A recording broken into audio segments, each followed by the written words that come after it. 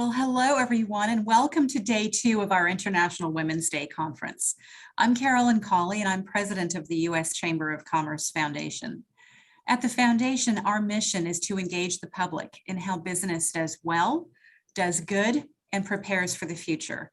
And I'm delighted and privileged today to introduce you to 2 really accomplished, inspiring women who are doing all 3 of those things. One of them is CEO of an iconic 100-year-old brand that you know very well, National Geographic and the National Geographic Society. The other is president of a company you may not know so well, but you definitely should. Transurban is a $30 billion company headquartered in Australia. And if you live in the DC metro area, their roads are getting you to where you need to be. So let's get started with our first guest, Pierce Coffey. Pierce is the president of Transurban North America. And what that means in layman's terms is that she's changing and improving how we move people and goods around our area. And thanks to her work on faster, safer, more efficient commutes, ultimately we get to spend more time with our friends and families and things that are meaningful to us personally. Transurban was recently named to Fortune's 50 list. So let's find out more about that. Pierce, welcome, and thank you for being with us today. Thanks so much for having me, Carolyn. So glad to be here. Well, Pierce, as I mentioned, you're running Transurban North America, and you're developing big toll roads. And I can imagine that there is a lot behind that. There's the financing piece, the construction, the development. What are some of the things that we should know about the company? And I'm also curious, what drew you to the business? Sure, as you mentioned, Transurban's a global infrastructure developer and operator. We've got toll roads in Australia, Canada, and here in the US. And we're really a transportation company with technology at its core. 40% of our employees are in a tech-related job. So what we do, Transurban combines the traditional concrete and steel infrastructure with the latest technology, as well as financing tools to provide our customers faster, safer, and more reliable travel choices. So here in the US, what we've been doing is developing and operating a growing network of express lanes across Virginia and now moving into Maryland. For those of you not from the area, these express lanes are dynamically priced, which means we're changing the toll price in real time to keep people moving at steady speeds in the Washington area, which is a little bit unheard of. So for us, really, it's about how do we actually partner with governments to deliver solutions that are going to get people moving again.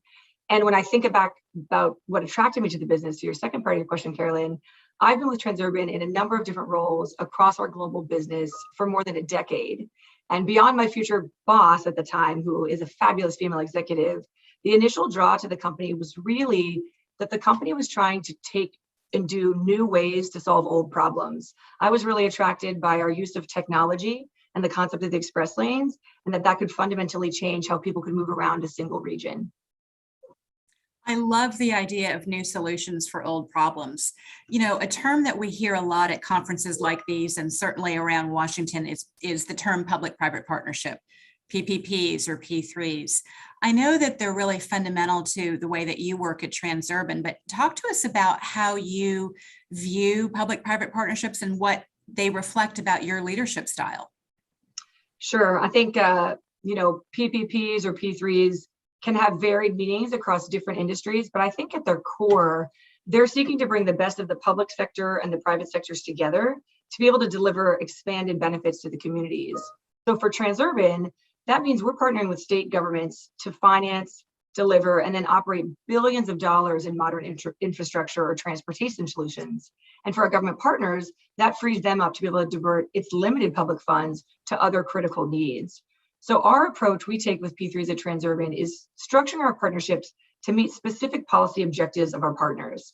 We have decade-long partnerships, right? 50 years in some cases, 50 plus in others. And so we're really structuring our partnerships to meet evolving needs of the communities we serve. Let's take Virginia, for example. We've been working in Virginia since about 2008 as we were developing the 495 express lanes. One of Virginia's key objectives is around transit and carpooling. So the 495 express lanes introduced the very first carpooling incentive on the Capitol Beltway. And as part of our 395 express lanes extension project, we committed to $15 million annually over the life of a 50-year agreement. So just over the last 3 years, our projects have provided $45 million into the transit in this region, whether it's for expanded bus services, fleets, or commuter parking lots along our corridors.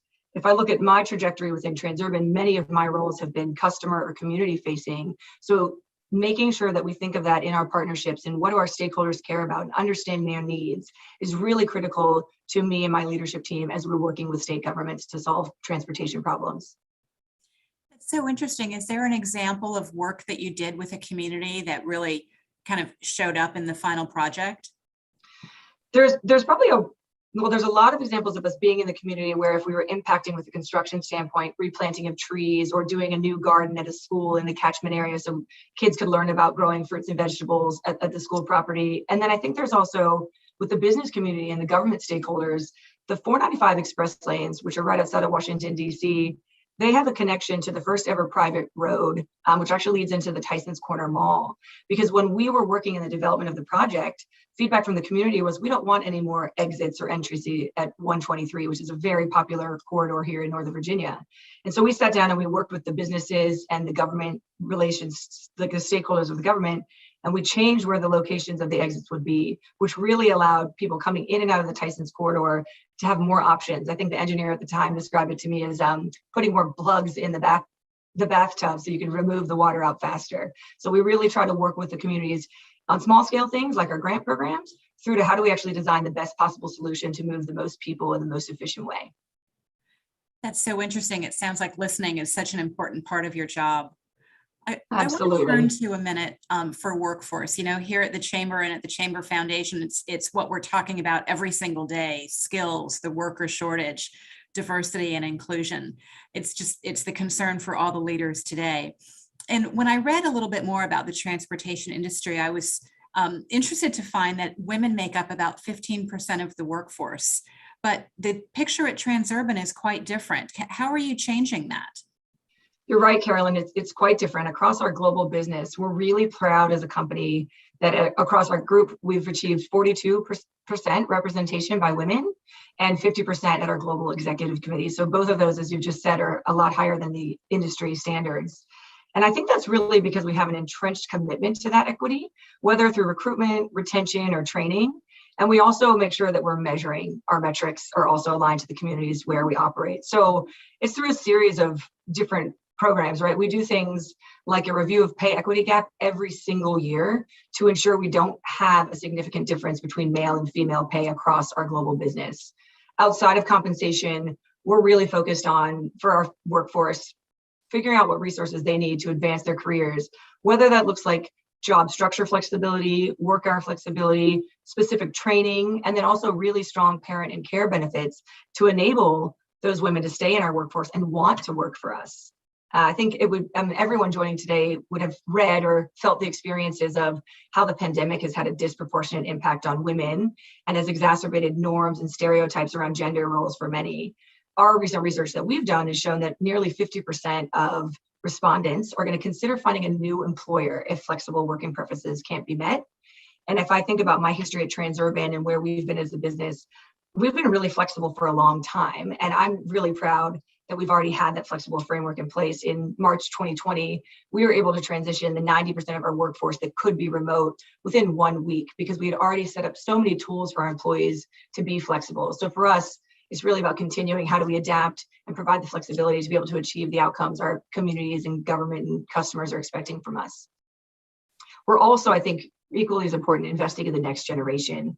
So in Australia, we have a signature program, Females Excelling in Engineering and Technology, or as abbreviated in Australia, FEAT program. And that was established in 2014 in Australia. And that program has advanced more than 90 women pursuing degrees in STEM. And that's a combination of providing one-on-one mentoring to them, as well as real-world access to our assets and roadways and leadership teams so they can really start to better understand and be interested in growing their careers in that direction. We also reached a financial close earlier this week on a project which was very interestingly affected by what's going on in Ukraine, because the morning we launched our offerings into the market, the financial market, many of them were closed or really plummeting because of what was happening in the world. And just goes to show you how how connected we are as a world these days. But the project that we're starting this week with VDOT, which is very exciting, is led by all women. So I think when you have an approach, you can feel really assured that you can be making progress and you can start to see that traction. And I think that Transurban's been very deliberately focused on women in transportation for many years. You know, when you mentioned that VDOT project here in Virginia being led by women, what kinds of positions are those women in? A wide range. So the woman who's actually leading the construction oversight from our standpoint, so she's the project director in charge of the entire project, which would be overseeing the design builder who's doing the construction. We've got a commercial manager that's a female, finance leads. So it's a combination of both technical, managerial, and operational. It really kind of runs the spectrum for the project. Wow, that is fantastic. I'll think of that next time I'm driving out there. Yeah, great. You know, when we look back, Pierce, at the last couple of years, you were approached to become president of the North American market.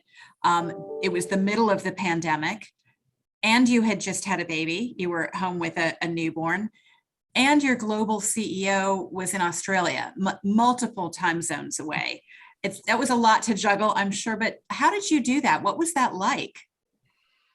Well, certainly the phone call I got was a surprise. So as you just said, I was managing a newborn and two boys, one who was entirely remote virtual learning, when our global CEO called me to talk about this opportunity. And I think when I look back at it, he caught me at a rare moment where I had actually left the house by myself. I think I went to get a coffee or get my nails done or something. And in December 2020, there wasn't a lot of that happening, especially with what was going on in my house and around the world. And then after the surprise wore off, I really had some good conversations with our global CEO, my former boss, who was the one moving on to her great, fantastic next opportunity, as well as my husband, some family, and then a few girlfriends. And I think I kind of went through it. It was a pretty quick process, but when I went through it, it reminded me that my approach in my career, instead of focusing on what's my next role or where am I going, and this is my road to get there, I've just focused really on delivering strong outcomes for whoever I need to, whatever my stakeholder looks like, and then trying to solve and tackle difficult challenges. And that success has over time built a lot of trust. And as I mentioned, I've been with Transurban more than a decade. So I had moved around our organization, taking on several different kinds of roles across projects, business lines. And I think the experience in doing that and building relationships, working across the organization and understanding at a shallow level much of what we did, it really provided foundational experience for me to be considered a strong candidate for the president role. So also as moving around, both living in Australia and having jobs here and adding to our family, I had also learned to manage and set boundaries and then pivot, right? So there were times where I could say, I really can't take on this opportunity, or maybe now I'm ready to take on more. So in this context, I had to really think about, how could I take on this role and do right by our business, do right by my family, do right by myself, and really think about all of those things collectively. And as you mentioned, right, we're based out of Australia, so we have about 1,700 employees, and then if you add contractors and consultants, much larger, and about 170 of those are based in North America. So the vast majority of my colleagues are based in Australia. So for things like our board meetings or executive committees, we're talking about 3 different countries, 5 different markets, a 16-hour time difference sometimes. So it can be tricky, and it takes give from all sides, and sometimes a reorganization of just how you think about what a typical workday is. So for me, if we have an executive committee meeting or a board meeting, and that's going to start at 8 p.m., then I'm going to look at how I arrange my day to make sure that I get a couple of hours with my kids, or to do some exercise, or to just have a moment alone, so that I can really flex and be operating at my best when I'm in front of our board or executive committee. And I have the same thing, our colleagues in Australia, when we're trying to do a one-on-one meeting or get together and workshop something, some colleagues prefer to meet at 6:30 a.m. their time or 9 p.m. their time to flex to work on our time zone so that it works better for their personal lives. And there are lots of days and lots of roles where that isn't required in a business. But because of the distance, because we've had to work that way, we're very focused on outcomes. And because we can't always be in the same room at the same time, as a culture, we're focused on outcomes. We're not worried what hours people are working or when they're working. We want them to be productive and achieving outcomes. And that's our focus. And I think our flexibility, I think that's come some from our need because of being so physically far apart. And then we also do things, we try to make sure we're thinking about our flexibility. And in North America, a lot of people do evening calls to work with our colleagues in Australia when they're waking up on the other side of the world. And so a couple of years ago, the company instituted policy just in North America, every 3 p.m. every Friday, we try to really shut it down. So for those people who have really had some later days, earlier in the week, or some evening calls, that they get that chance to rebalance and feel like they're empowered to be able to do those kinds of things. And it's not just summer hours anymore. It's really stuck. And I think it's been great for everybody. You were blazing these trails well before the pandemic. It's really nice to hear. What great management style. Pierce, I know we're almost out of time, but I just want to do something fun to close us out.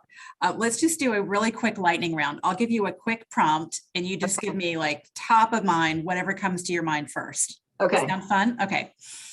Because you know the road business so well, what is your favorite stretch of road? I think my favorite stretch of road is the Sagamore Bridge in Massachusetts, because when I cross that bridge, I'm on Cape Cod headed towards Wellfleet, which is one of my favorite places. Oh, that's always a nice last mile home, isn't it? What's the best road trip ever? Ooh, the best. Maybe in college when a few of us packed up in a car and drove out west to spend a summer in Jackson Hole, Wyoming. Oh, that sounds fun. Best travel app? This one could be a tie. So we as a company have developed something called GoToll, which I love because you can pay tolls on your mobile phone, which feels awesome. But I also really depend on Waze to get me around town and make sure I'm finding my most efficient route. I love Waze too. Okay, last one. Working across the cultures between the United States and Australia, what's your favorite quirky Australianism?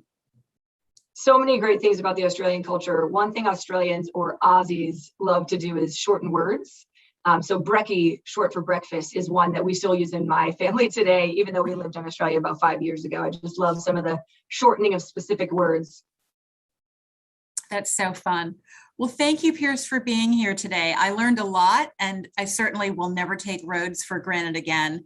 I can't wait to see more of the projects coming out of Transurban. Really appreciated your time. I really appreciate it, Carolyn. Thanks so much. What a great program you all are putting together. Thank you so much. If I was an explorer, I would wake up, put on my gear, put on my hijab, binoculars, a hat. I would take my tools to investigate. I'd put on my spacesuit, and then I'd shoot off into the stars. If I was an explorer, I'd go to the depths of space, the bottom of an ocean. If I was an explorer, I wouldn't care about getting dirty. I would discover and analyze different things that have never been seen before. I'll discover new species. I would take my findings back to the lab to build things, create new things. I'd find a cure for cancer. I'd recycle our trash to build buildings. I make the world a better place. Being an explorer is all about understanding this world better. To show the world a different way of seeing. To venture into uncharted territory. Explorers are at the heart of National Geographic's mission. The dreamers and change makers, scientists and storytellers, educators and innovators, who see the world both as it is and as it could be. That's why your support is so important. Every dollar donated goes directly to National Geographic explorers and programs dedicated to illuminating and protecting the wonder of our world. My name is Hannah Reyes Morales. Arthur Huang. Dominique Demille Correa Gonçalves. And this is what an explorer looks like.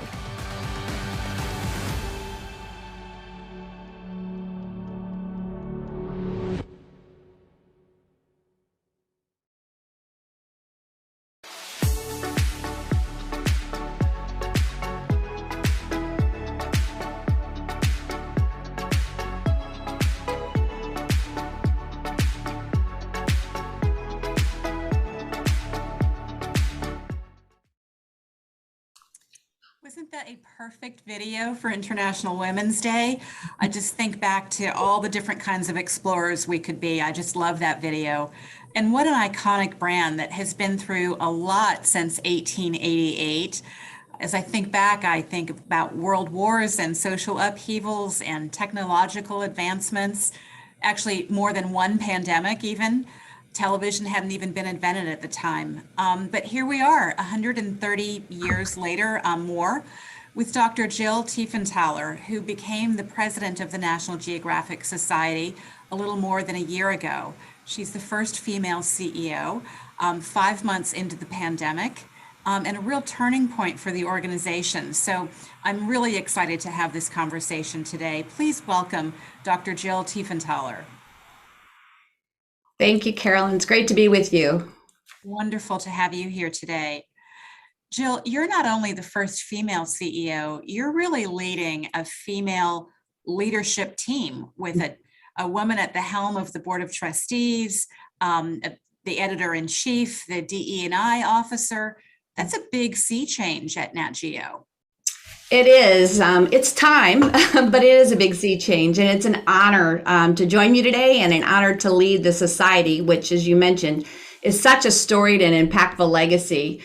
As a former educator, a lot of my life, and a college president and a leader, I know that representation is really critical. So when I have my doctorate in economics, and way back when I did that work, I was one of only 2 women in my graduate school class.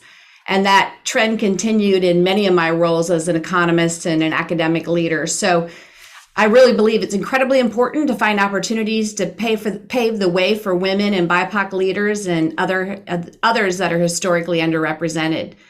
And at Nat Geo, as a global nonprofit, this is now one of our key commitments to really focus on DE&I at every level of our work. It's part of our core values and integral to our new strategic plan, NG Next. And I think my appointment by the board really signals where we're headed, to a much more inclusive and accountable community. And we've made great strides. You mentioned we have a woman chairing the board with Jean Case. And just this year in January, we reached gender parity at the board level.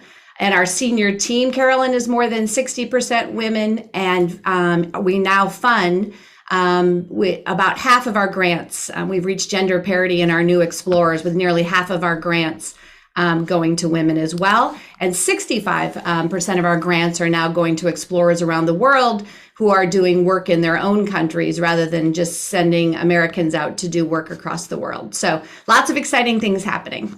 That is remarkable. You know, you mentioned that you came from an academic setting.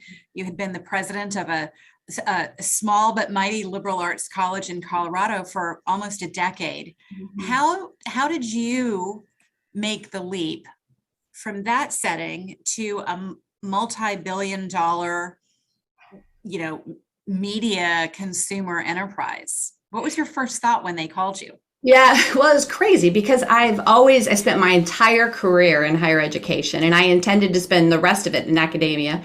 And you can imagine getting in a call and someone saying that you've been nominated for the job of CEO of National Geographic. And I had mentioned I'm an economist, and my first thought was, I am not a scientist. They do call economics the dismal science, but it's not quite the right thing. But I kept thinking, it's National Geographic. I have to explore this. I have to step outside my comfort zone. And of course, diving into it, I really saw it was an organization that shared so many of my values. I think often when people think of National Geographic, they think of the media side, the magazine and the channel, but the society, as you mentioned earlier, is a global nonprofit and has been since it started in 1888. And much like we support faculty in higher ed, at National Geographic, our main goal is supporting these amazing explorers around the globe. So to date, we've awarded more than 15,000 grants over the years, and some of those change makers will be familiar to you, like Jane Goodall or Jacques Cousteau, as well as those incredible people that you saw in the video really highlight some of the kind of folks we're funding today. They're really a really incredible, diverse global community of science and conservationists and journalists and change makers and educators. And I'll just give you a couple examples. I could go on and on, but I know we only have a few minutes. Enrique Sala, who is our explorer in residence, and he's a marine ecologist. Enrique has this amazing story. 12 years ago, he left his career in academia one day because he realized that he was really writing the obituary of the ocean. And he really, rather than studying it, he wanted to protect it instead. So we launched with Enrique Pristine Seas, which leads expeditions with scientists and filmmakers, policy experts, and in collaboration with local communities, inspires the creation of marine protected areas. really focused on seafood security, curbing biodiversity loss, and mitigating climate change. And to date, the team has now established 26 marine protected areas around the globe. And their goal is to protect 30% of the ocean by 2030. Sorry, we're really proud of that work. And one more amazing example for our celebration of International Women's Day, Paula Kahumba, who was our 2021 Rolex National Geographic Explorer of the Year. Paula is also our first explorer. We just added explorer to the board of trustees. So she's our first explorer trustee. And she's an ecologist and a dedicated conservationist. She has devoted her entire career to protecting elephants from environmental change and poachers. She's the CEO of Wildlife Direct in Kenya, and she helps conservationists report and publish findings. Her work has generated unprecedented support, including an amazing campaign called Hands Off Our Elephants. And that was done with Her Excellency Margaret Kenyatta, the First Lady of the Republic of Kenya. And Paula is not only a great scientist and conservationist, she's also an amazing storyteller. She created and hosts Africa's first wildlife documentary series, Wildlife Warriors, which engages people to see themselves as stakeholders in Africa's conservation efforts. And she's got a new education series for kids called National Geographic Kids that they're filming in Africa that's for and with African children. So those are two just amazing examples of the kind of people I get to rub shoulders with every day here at National Geographic. Wow, that is just remarkable. And, I think I mentioned to you earlier, I think everyone in the audience remembers back so fondly to being kids and having that magazine show up. It was really how we connected with the world, and you're doing it in really new and exciting ways. Those new ways and new thinking don't just happen. Typically, it's a great leader with a great strategy. Tell us about your coming on board and developing the strategic plan that you mentioned. What kind of leadership skills did you draw on to get that done? One, so quickly, but two, during a pandemic when you were new. How did all that come together? Well, the first thing I did when I arrived during the pandemic, as you can imagine, I was here in Washington. I moved to Washington, D.C. in the midst of the pandemic in August, and our building at the time was completely closed. And it continues to, we're still not back in the office today, but I dove right into listening. It's really one of my key values. I learned it throughout my work at the college. I spent a whole year of listening. And I'm a true believer in incredibly deep listening. So when I got here, I didn't take a whole year, but I did take about 4 months to do a listening tour at National Geographic. And Zoom actually provided an easy way to be able to do that because a lot of our explorers were home and people were happy to connect on Zoom with me. So I was able to reach out to our global community. So after my listening tour, I shared back a 40-page summary of what I heard, and the feedback affirmed our strengths and what work we needed to do to improve, and we were ready to move forward. And then we dove into the strategy work. Again, I led a very inclusive process. We had 5 months, 400 people, and about 6,000 virtual sticky notes. Our collective input really resulted in our mission, and we built our 5-year plan, NG Next. So I would just say listening, engagement, and process. Good, slow, and time intensive, but really ended up, I think, with a strong strategy. That's not just my strategy, right? It's the entire community strategy, and people own it and are a part of it. So now we're on to implementing. Wow, talk about inclusive leadership. That is really, really inspiring. And funny that the pandemic conditions of Zoom actually enabled you to reach more people during that process. We'll call that a silver lining. Something that we talk about and work on every day here at the Chamber of Commerce and the Foundation is workforce. What is the workforce of the future? Every CEO is trying to figure out what the workplace of the future will be, what kind of talent you need, how to be an employer of choice, especially getting women back into the workforce. How have you evolved the way that your team works, and maybe how you're thinking about the next chapter of your workplace? Yeah, it's such an important question. I'm a labor economist by training, so this is something I'm fascinated by as well, because it is really we're seeing such a huge change. And I would say, first of all, it's, as I mentioned before, really important to listen to what folks need and to communicate. I mean, I've always been such a believer in the importance of communication, but it never became more important than during the pandemic. So we did all kinds of things at National Geographic to stay connected during this time.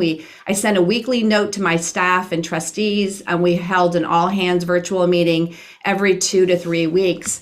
And, during this time, I think people needed compassion and empathy more than they ever have. And it was a little hard as a new leader because I'd never met any of the staff in person, which made it really difficult. So we did a lot of things to try to create as much space and grace as we could. We created meeting free times. So we had the noon hour every day after 4 o'clock, always be meeting free times, especially for our families who were juggling care, whether that be kids or others that needed care during this time. We put our foot down and made people take vacation because we knew people were thinking maybe they wanted to save it for later, but we sensed that people were burned out. We provided some extra surprise days off occasionally throughout the time. And then we also provided stipends so people could set up comfortable at-home offices and be productive during that time. So really, flexibility has been key to our workers. And I'm really proud that our voluntary quit rate in 2021 was only 11%, which was about 23% in the DC region and actually much higher than that for much of the country. So we are now about to bring people back to the office, so I hope that we can continue to hold on to our talented staff as we transition back. Starting the end of March, we'll be asking our hybrid staff to start coming into the office once a week. And then 3 weeks later, we will start our flexible work pilot, which is a 3-day in, 2-day out pilot plan that we'll run. And we have some core hours, and we're doing synchronous days in. I know a lot of organizations are letting people pick, but such an important part of our work here is cross-function collaboration. So we're hoping those 3 days in, 2 days out will make the most of people's time while they're here. The last thing we would do is bring people into the office and then have everybody on Zoom all day. So very much more careful meeting cadences and lots of opportunities for people for collaboration and engagement. Wow, again, really inclusive listening style of leadership. It's so admirable. I know we're almost out of time, so I'd like to close out with 2 questions, and you can choose which one, because I'd love to hear your views on either of them. Sure. One is, National Geographic Society is such a supporter of journalists and storytellers, and I wonder what you would like the next chapter and the next story of National Geographic to be. I'm also fascinated by your childhood growing up in Iowa, and did you imagine living in the Midwest and going to a small school, and I hope you'll tell us that story, that you'd become this kind of lead explorer today? No, I'll pick up on that last one. I grew up on a farm in Iowa. It's kind of fun because it was a popcorn farm, and my family is still there, and they run that business in our small community of 500. But I was really lucky that my parents were very committed to education, and I was always curious about the world. Just like you, Carolyn, I remember that National Geographic magazine at the tiny little school in my hometown, and it transported me to places I never imagined. So I was able to, get off to that small liberal arts college and really fell in love with economics and academics, and never saw myself, doing anything other than that. But now, from the path from becoming a president at Colorado College and CEO of a global nonprofit, I look back and I can tell you that it's wonderful to still have all those connections in Iowa. And I think my local community is pretty proud and excited about that journey as well. Oh, that's exciting. Well, thank you so much for joining us here today for International Women's Day. This has been a really marvelous conversation, and I know I can't wait to see what else you do at the National Geographic Society and all of those great explorers and young people and young women in particular. So thank you again for joining us. Just really marvelous. Yes, thank you for having me, Carolyn. Thank you. Bye-bye. Hello, I'm Rose Jackson Flanor, Manager of Global Citizenship at FedEx. FedEx supports organizations that advance inclusion, encourage learning and leadership, and empower economic opportunity. In our communities and in our business, FedEx believes we are stronger when everyone has equal access to opportunity. Here are just a few of the philanthropic investments FedEx makes that support women and girls around the world. We support personal and professional development initiatives for Dress for Success worldwide. We help women entrepreneurs take their ideas to the next level with the Babson College WIN Lab and the Black Women's Entrepreneur Leadership Program. With FedEx support, women entrepreneurs from all over the world are able to get training, mentoring, financing, and other resources through the Vital Voices Grow program. FedEx is a longtime sponsor of the Oprah Winfrey Leadership Academy for Girls in South Africa. We're helping develop the next generation of women entrepreneurs through our work with the Women's Business Enterprise National Council's Collegiate Accelerator Program. FedEx connects people and possibilities, and we know that connecting women and girls with life-changing possibilities is key, because a connected world is a better world.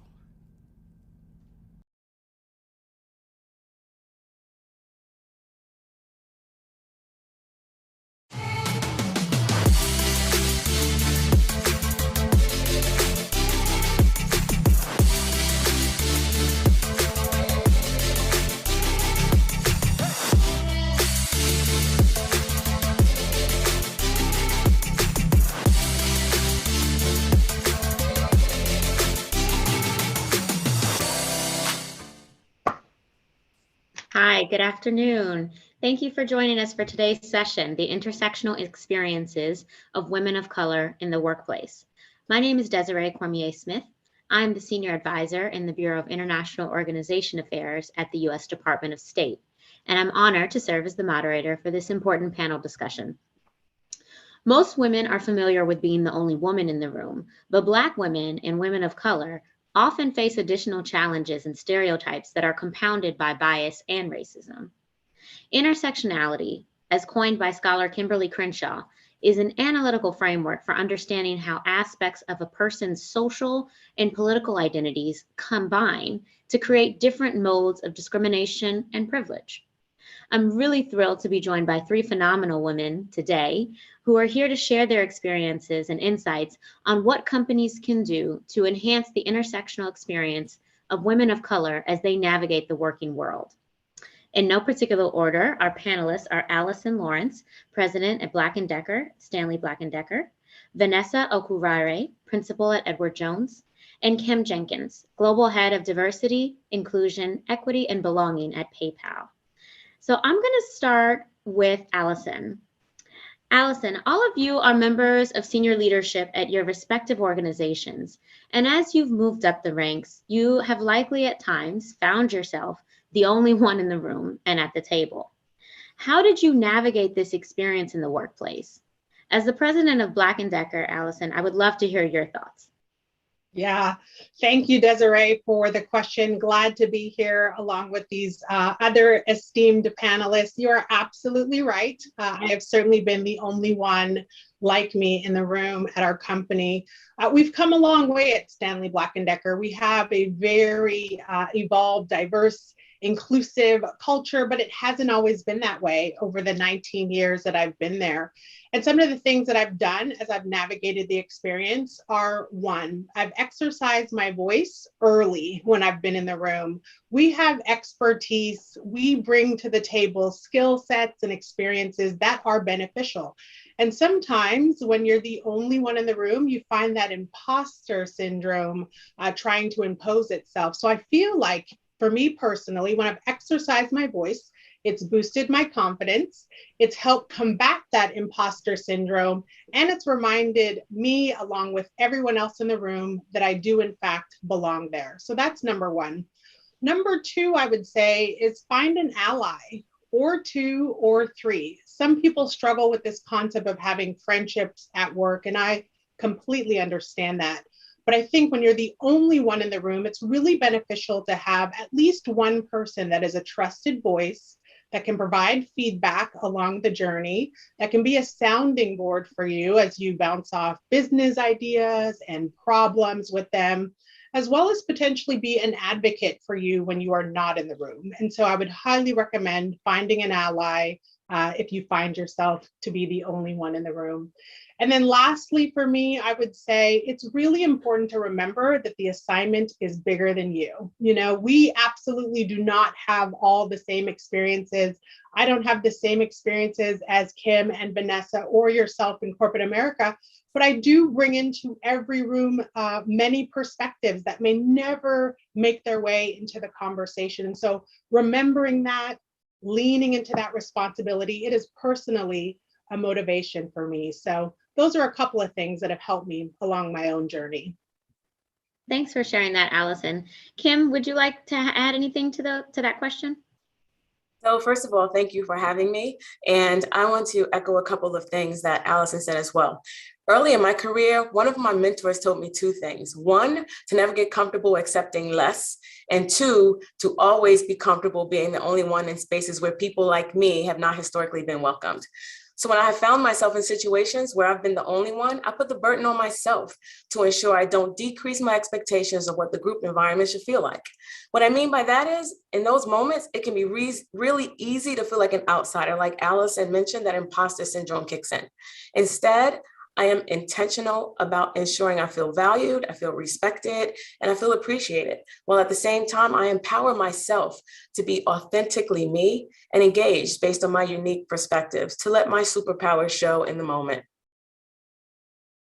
I love that. Vanessa, would love to hear your thoughts on this question. Yes, of course, Desiree. And again, I'll extend my thanks to all of you for having me as part of this discussion. And I'll just amplify what Kim and Allison have said. While it's still common to be the only person of color in many professional settings, it's a lot better than what it used to be in the earlier years of my career. And I think Allison mentioned that. I know for many of us, as hard as we've worked, we've felt the need to justify why we are in certain areas, why we are in certain spaces or places professionally, and that can be mentally draining. So for me, I learned early on that hard work or getting the right qualifications and experiences wasn't enough. It was important for me to build relationships and build a support system for navigating through this experience and not feeling the need to dial down who I am and making sure that my network, my support system is diverse, where not everyone looks or thinks like me. And that's helped to enable me grow in different ways. The other thing that has been beneficial for me as I've navigated through this experience is leveraging my global mindset. So that comes from living in different parts of the world and my experience of living, say, in a place like Nigeria as an example, where being Black in any space is the norm, really helped to enforce this strong sense of self, or of resilience, of what my ability to impact and contribute can be. And it's enabled me to speak up and in many ways create that positive environment and the right conditions for everyone to thrive. And I think that's why it's so important for organizations to really amplify that place of belonging and develop a community for everyone to be successful. Indeed. As the topic of diversity, equity, and inclusion has been emphasized in recent years, we've heard the importance of team members bringing their authentic selves to the workplace. There's also the counterargument that no one truly brings their full self to the workplace.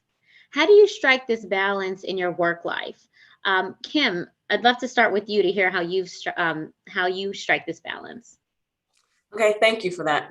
So that's an interesting question, and there's a lot into it. So I'm going to dissect it a little bit.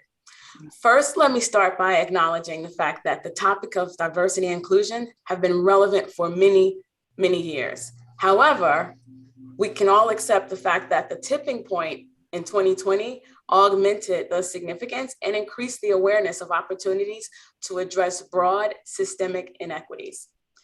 As it relates to bringing your authentic self to the workplace, let me start by saying this. Many of us, for various reasons, have had to employ covering and code switching most of our lives in order to be accepted into environments and cultures that we historically have not been parts of.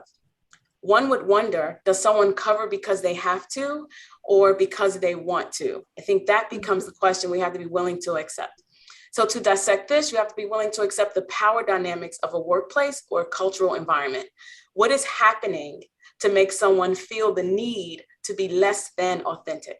Is the space truly accepting of various perspectives? Or does the space truly embrace diversity? When you're willing to pause and ask yourself those questions, you can find several things that are contributing to not fixing the person, but fixing the culture or the environment and allowing space for people to be themselves. At PayPal, inclusion is one of our 4 core values. And we have employee resource groups that empower, encourage, and embrace various individual characteristics which while intentionally defined to create community, are open to everyone to create space to share, to learn, and to grow together, because none of us can do this by ourselves. The objective is not to become homogeneous. We refer to it as harmony, not harmony as in singing in one tune, but in singing with various tunes to create beautiful harmonies and melodies. And so for me personally, the value that I bring is only evident when I don't have to pretend or perform. When I can be my true authentic self, I can be the best version of me that I can be. That's the true value of inclusion. And I hold myself accountable for stepping into the power of my unique individuality. It's important for me to be me because let's be honest with ourselves. It's easier to be ourselves than it is to pretend to be someone or something that we aren't. Bringing yourself to work, bringing your whole self, bringing your authentic self allows you to shake loose all the things that you're trying to hide and feel valued, appreciated, respected, and welcomed.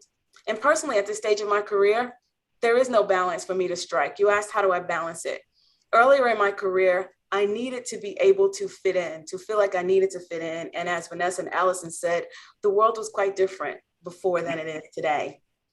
Today, I feel it's important for people to be their authentic selves and be valuable based on who you are, not based on what people want you to appear to be.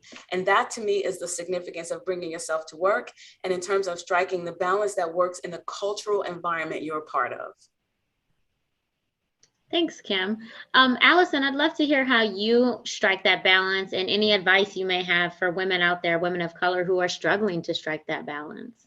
Yeah, it's such a good question, Desiree. And I love a lot of the points that Kim articulated, particularly that it takes energy to pretend and it takes energy to perform. And personally, I don't have that much energy to contribute to those elements. I'd rather just come and be myself. And so one kind of practical tip that's worked for me is that sure, I understand there's parts of myself that I only kind of want to keep for family and loved ones, but we all spend a ton of time at work. So I think it'd be really hard to be pretending and performing and not being ourselves all day. So drawing boundaries, perhaps about what I will share with my colleagues at work from a personal perspective. Maybe it's my holiday plans, maybe it's pictures of my adorable niece and nephews, but not necessarily talking about some other parts of my life. I think if we are not those people naturally who show up and can spend the entire day kind of being ourselves and relax like we would elsewhere, let's pick perhaps and be deliberate about some other parts of our life that we can share, because it is important to have rapport at work. You spend a lot of time working, and I think it's a lot more enjoyable when you can get to know your colleagues and they can get to know a little bit about you too. Yeah, that's great advice. Vanessa, what about you? How do you strike that balance, and what advice would you have for someone struggling to strike it? Well, Desiree, I think it's very similar to what Kim and Allison have shared. For authenticity to exist, there needs to be psychological safety, right? So not everyone is going to bring their entire selves to work. I think it's very nuanced, but we have got to ask ourselves about the environments that we're creating. Are we creating a place where people do feel comfortable sharing their thoughts and their perspectives? Or do we have a situation where there's a fear of failure, or there's a fear of speaking up? And whether that's because they're either real or perceived consequences of doing so. If we have that type of environment, then people are going to put up what I call that cloak of conformity when they're coming into work every day. And so I think it's incumbent upon us as leaders to make sure that we are creating an environment where people can share. And for me, that comes from role modeling the behaviors that I want to see reflected around me. So whether that's being transparent, whether that's being very respectful of different points of views, whether that's showcasing different perspectives and showing some vulnerability and sharing a bit about myself and encouraging my peers and my leaders to do so. I think that's really what helps us to create some kind of balance. Call it balance, call it harmony. I think it's a bit of that. And the other piece I would add is that there's something around making sure that your core values, your purpose is aligned with the purpose and the core values of your organization. I think once you've got that at the high level, everything else, you can kind of negotiate. It's very nuanced. But when you have that match, I think there's so much more that we can do from there. And at Edward Jones, as an example, we are encouraging more of this to happen by expanding our business resource groups, by expanding our courageous conversations beyond some of the common topics that we converse about at work, and really taking that into the communities. We're expanding our learning opportunities so at least more people can understand what it means to create that positive environment where authenticity thrives. Because when you have authenticity, people are more likely to be creative. You're going to have that great tension and friction that really encourages us to go deeper, in ourselves and come up with all these creative ways of doing things. And that's good for business. It can only be great for business. Yeah, that's such an important point. Vanessa, I'm actually going to come back to you with this next question. Sponsorship is the key to success for employee advancement in many sectors. In Rosalind Chow's Harvard Business Review article entitled, "Don't Just Mentor Women and People of Color, Sponsor Them," she states, and I quote, "Sponsorship alone isn't enough to address the deep-seated challenges associated with systemic racism, but it is a personal action that all of us can take to help make the world a more equitable space," end quote. What steps is your organization taking to provide sponsorship opportunities for women employees of color? By the way, Desiree, I read that article. I think it's a brilliant article. A lot has been written about sponsorship and mentoring. And I think, she really calls it out and gives some specific examples as to what organizations and individuals can do. And I think that's absolutely brilliant. At Edward Jones, first of all, mentoring has always been a treasured part of our tradition, of our core values, of our culture.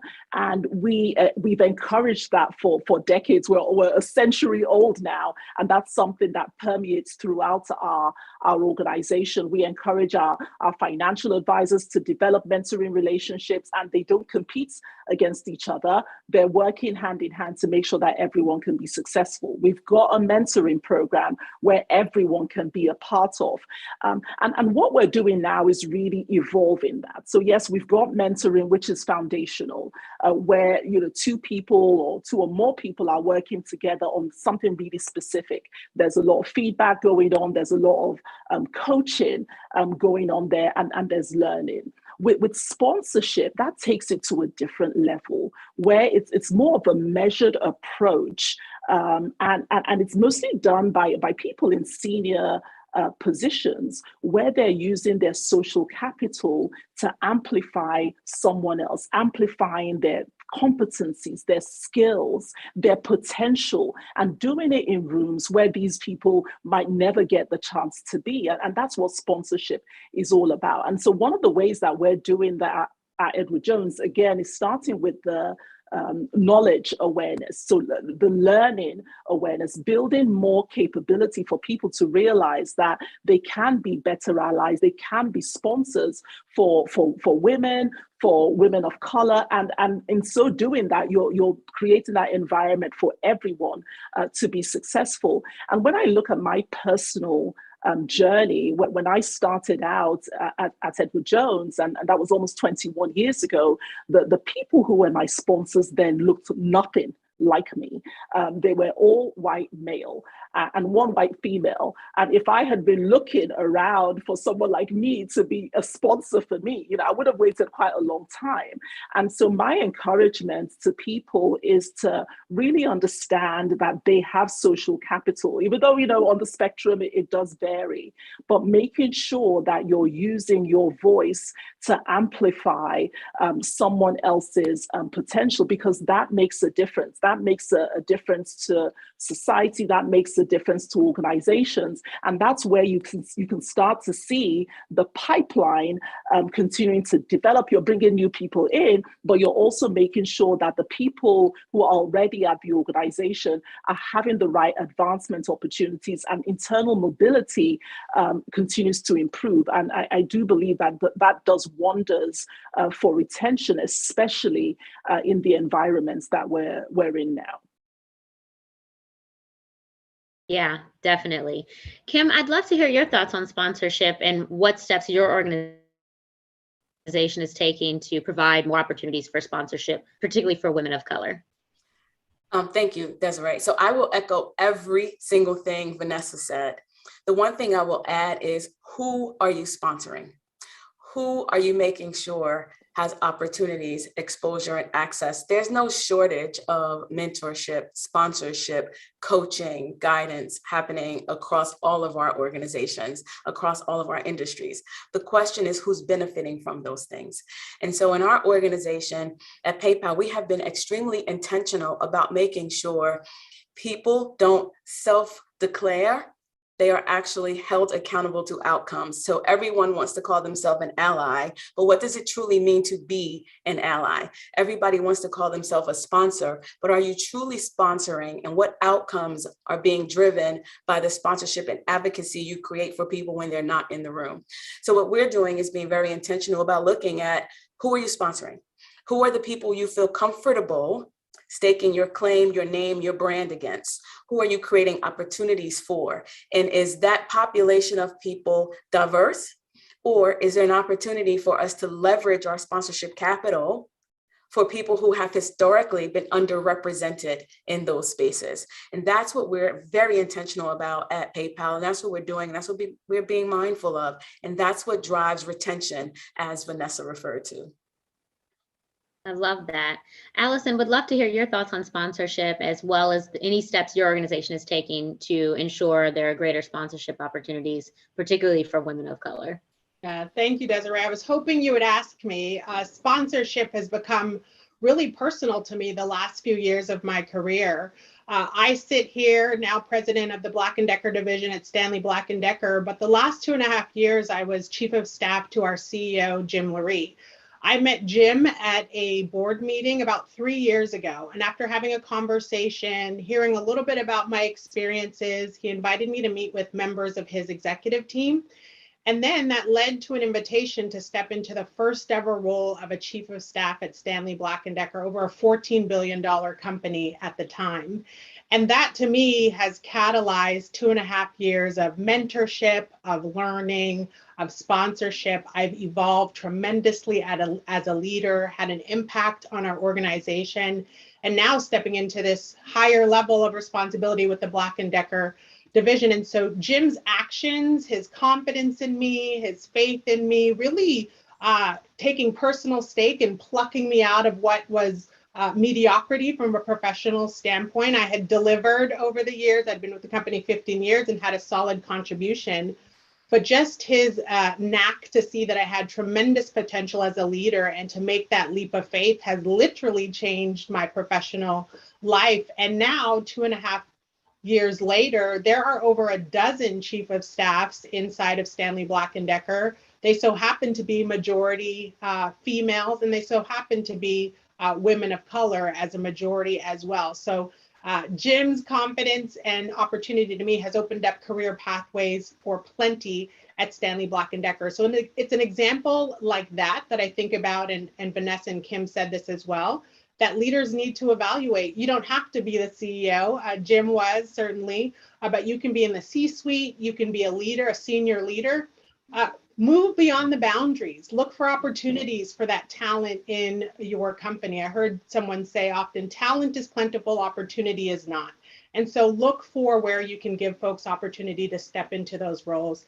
That's my personal story. It has certainly helped shape my future from a professional standpoint, that experience, and I'm forever grateful to Jim. But our organization is doing things broadly for women as well. We are a part of the McKinsey Black Leadership Academy that they launched a couple of years ago. I think it was in response to kind of their racial equity roadmap. We sent every single African-American employee in our company through that program in its early years, and have now expanded to those of Latinx and Asian heritage as well, largely women of color.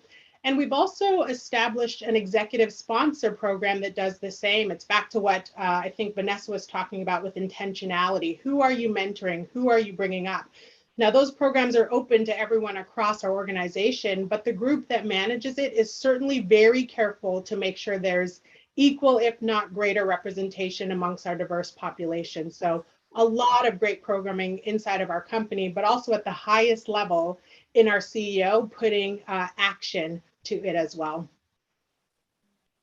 That's fantastic. And what a great story. Thank you for sharing your personal story. I think it's a real powerful testament to the power of sponsorship. So one last question for all you ladies. What is the #1 thing that you recommend organizations do to create a safe environment for all employees, especially women of color, to share their perspectives and stories? So Vanessa, I'm going to start with you. Desiree, I would say let senior leadership model what that looks like. And once the organization sees senior leadership, we can start to see those behaviors cascading down across the organization, and it becomes part of the cultural mindset. It becomes acceptable. So let senior leadership role model what that means for the organization, and then everyone else follows. I love that. It's something that we say in diplomacy, we should lead not by the example of our power, but by the power of our example. Kim, would love your thoughts on that. So thank you.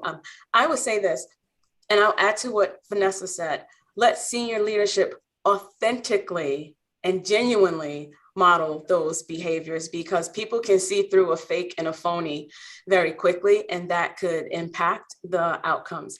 I would also say focus on what you're ultimately trying to accomplish. Why do I say that? In all of these efforts around diversity, inclusion, equity, and belonging, you have to be mindful of, are people wanting to maintain their careers in our environment? At PayPal, we have something called intent to stay. Do people not only just want to come here, do they want to stay here? And it is important that leadership creates a culture and an environment where everyone can be their authentic self and purposefully add to the business of the organization. And so recognize that we all have biases. That does not make us malicious human beings. That just means that once we accept it, we can address it and we can evolve it. Allison? Yeah, I mean, how can you follow those comments? I completely agree with my fellow panelists. I think, you know, we think of big programmings when we look to answer these questions. We think of what we can do, what we can activate, what events can we hold, Desiree? And I think it's really in the ordinary everyday. You know, are we celebrating the women in our organization and the women of color in our organization? Are we recognizing their contributions on a consistent basis? Are we waiting for some big event to do so? Or is it generally just a part of our culture? Are we supporting when we gather, when women gather, when women of color gather, such as in employee resource groups or in their designated months, Black History Month, Women's History Month? And are we really putting our money where our mouth is? Do we have great representation, significant representation in the highest ranks of our company? Do we see women taking president roles and senior leader roles? What do the numbers say? Being transparent with the data.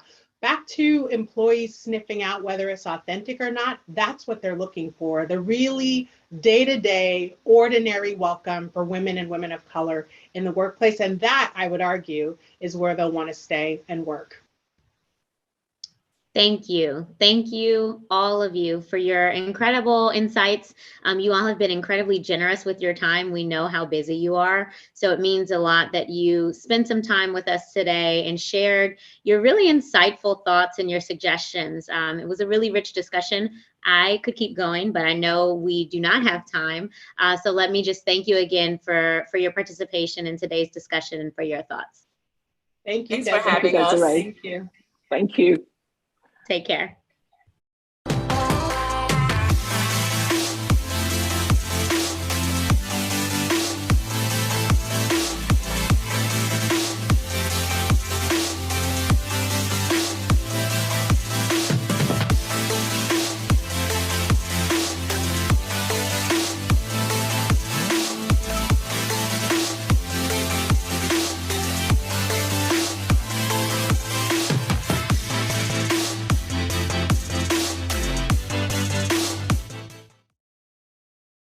Hi, I'm Carrie Santos, and I'm the first woman CEO of Entrepreneurs Organization. We are a network of 15,000 proven entrepreneurs around the world whose businesses each earn more than $1 million in annual revenue. Women are founding businesses more than ever due to a desire to be their own boss and control their own work conditions. We see women are starting up businesses globally at higher and higher rates, almost the same as men. But where we see the biggest gap is in growing and scaling a business, which is what Entrepreneurs Organization focuses on. Entrepreneurs can reach a real limit in expanding their businesses with only 24 hours in a day. So EO members learn how to identify their strengths and hire and delegate to teams so they can free up their time and focus on strategic growth. We are a nonprofit with an inexpensive volunteer model that focuses on peer mentoring and peer support, which we have been able to scale in more than 60 countries. We emphasize not just cash flow or sales pitches, but also mental health by building a community of support to be able to learn from the failures that are an inevitable part of any entrepreneur's journey. To further help women entrepreneurs, last year, Entrepreneurs Organization started a partnership with We Connect International, whose CEO, Elizabeth Vasquez, addressed this conference yesterday. Through this partnership, women business owners are able to connect and learn from each other and leverage each community to access networks that can help them grow.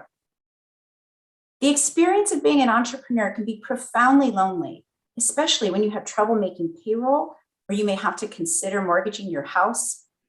Entrepreneurs Organization gives small business owners that community they need to make difficult decisions, to learn from their mistakes, and to focus on their strengths.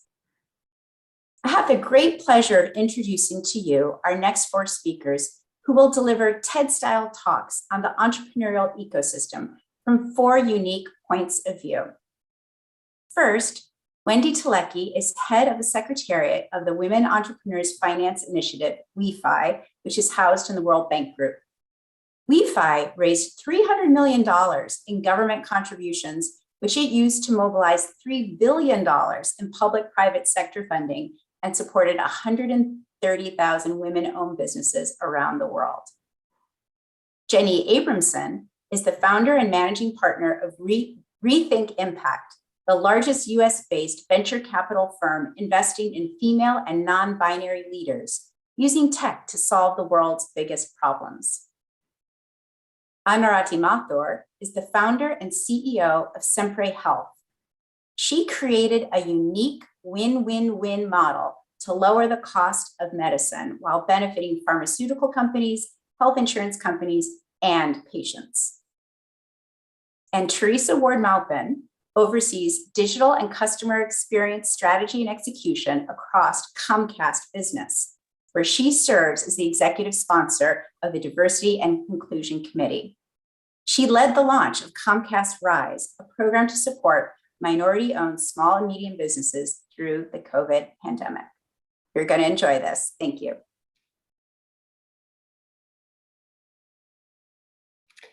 Thank you, Carrie, and thank you to the U.S. Chamber of Commerce and our partners at the Office of Global Women's Issues at the Department of State. I'm really delighted to be here today. It's such an important time for this conversation about women's economic empowerment and entrepreneurship. The world faces critical development challenges at every turn. There's war and migration now, like we've never seen before, climate disasters happening and accelerating, and the pandemic, which has also unveiled a lot of the challenges we have with education and care. And with so much going on in the world, I wanted to talk about why we should be supporting women entrepreneurs in developing countries. Why should that be a priority for us when we have so many things on our minds to be concerned about? And I wanted to share a story that I think illustrates why women entrepreneurs are so important. And I think this story is timely considering the events of the last couple of weeks. In early 1991, I moved to the Soviet Republic of Ukraine, hoping to support the burgeoning democratic women's movement in the Soviet Union. And I found myself in the little-known Western Ukrainian town of Lviv at a really extraordinary time.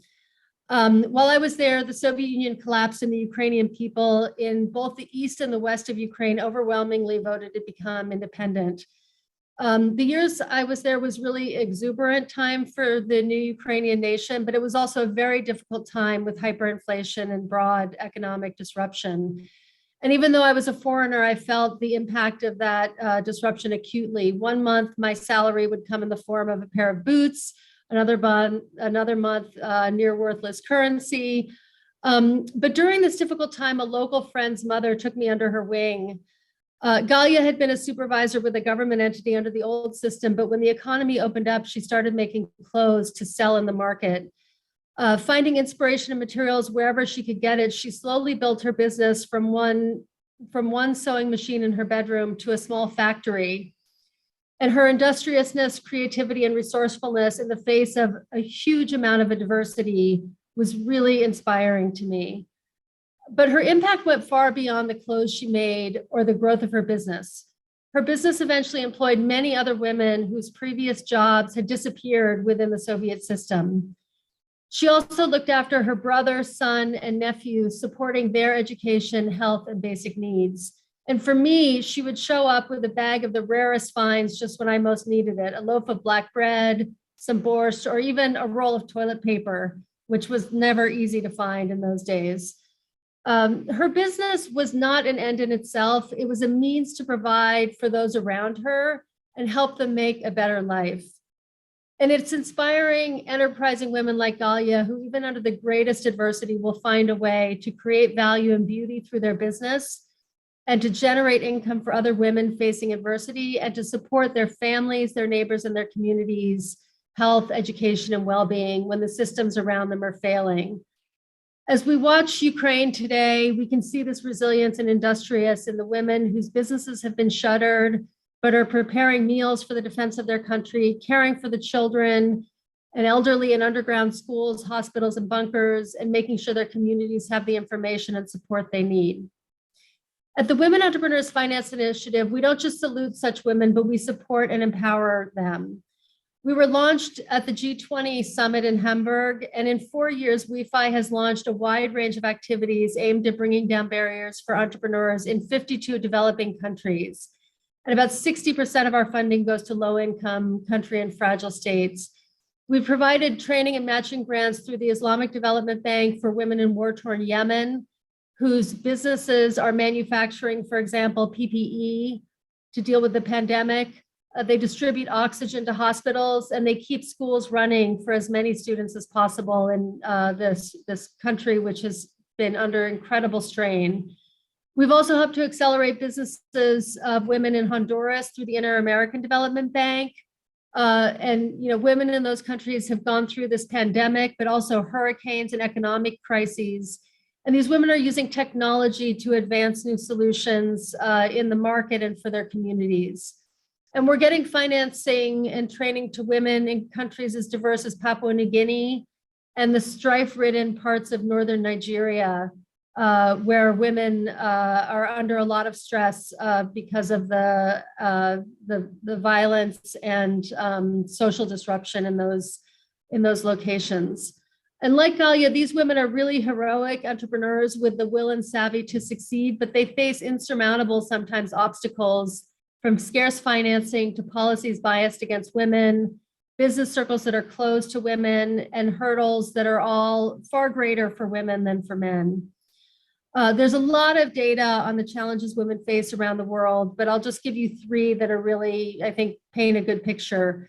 Around the world, women have 3/4 of the legal rights of men when it comes to economic rights. They receive less than 5% of corporate value chain contracts and venture capital than what goes to male-led firms. And during COVID in particular, now when they need it the most, loan applications for women were rejected at twice the rate they were for men. At the same time, the evidence is clear that there's no better way investment than to support women and women entrepreneurs. For banks, women have been shown to be more prudent about taking out credit, more loyal, and more likely to purchase multiple products. Funds with gender balanced leadership generate 20% higher returns. And in turn, women investment managers are twice as likely to invest in women-led firms, which also employ more women. So we have important virtuous circles happening there. And firms with women on leadership and boards do better than firms without. So we've been focused for the last 4 years on working across the ecosystem, helping increase access to finance, access to markets, access to skills, and the enabling ecosystem in these 50+ countries, developing countries where we work. Using things like blended finance to get gender bonds off the ground, guarantees for women, helping accelerate more women through accelerators and funds, and incentivizing financial institutions to do more to reach women, not only to look at their products and services for women, but also to look at their own practices and their own internal staffing and biases that come with the territory. Through the likes of the Asian Development Bank, the International Finance Corporation, the World Bank, we address policy issues, regulatory issues, and private sector institutional challenges to reaching women. So as you can see, the work that we're doing comes from a real passion for supporting women entrepreneurs and a belief that this is extremely important. The US has been an incredibly important partner and contributor to WeFi, along with 13 other governments around the world. And we look forward to continuing to work closely with these governments to support these programs going forward. In closing, I just wanted to say to the women like Galia, who are working so hard in the face of such adversity, they inspire us to do more, and we will continue to fight to help them break down those barriers. And for those of you who are in a position to continue to support these women, we look forward to working with you and to doing more to step up what we can do to support these women around the world. With that, I will close and say thank you again to all of you, and I look forward to continuing the conversation.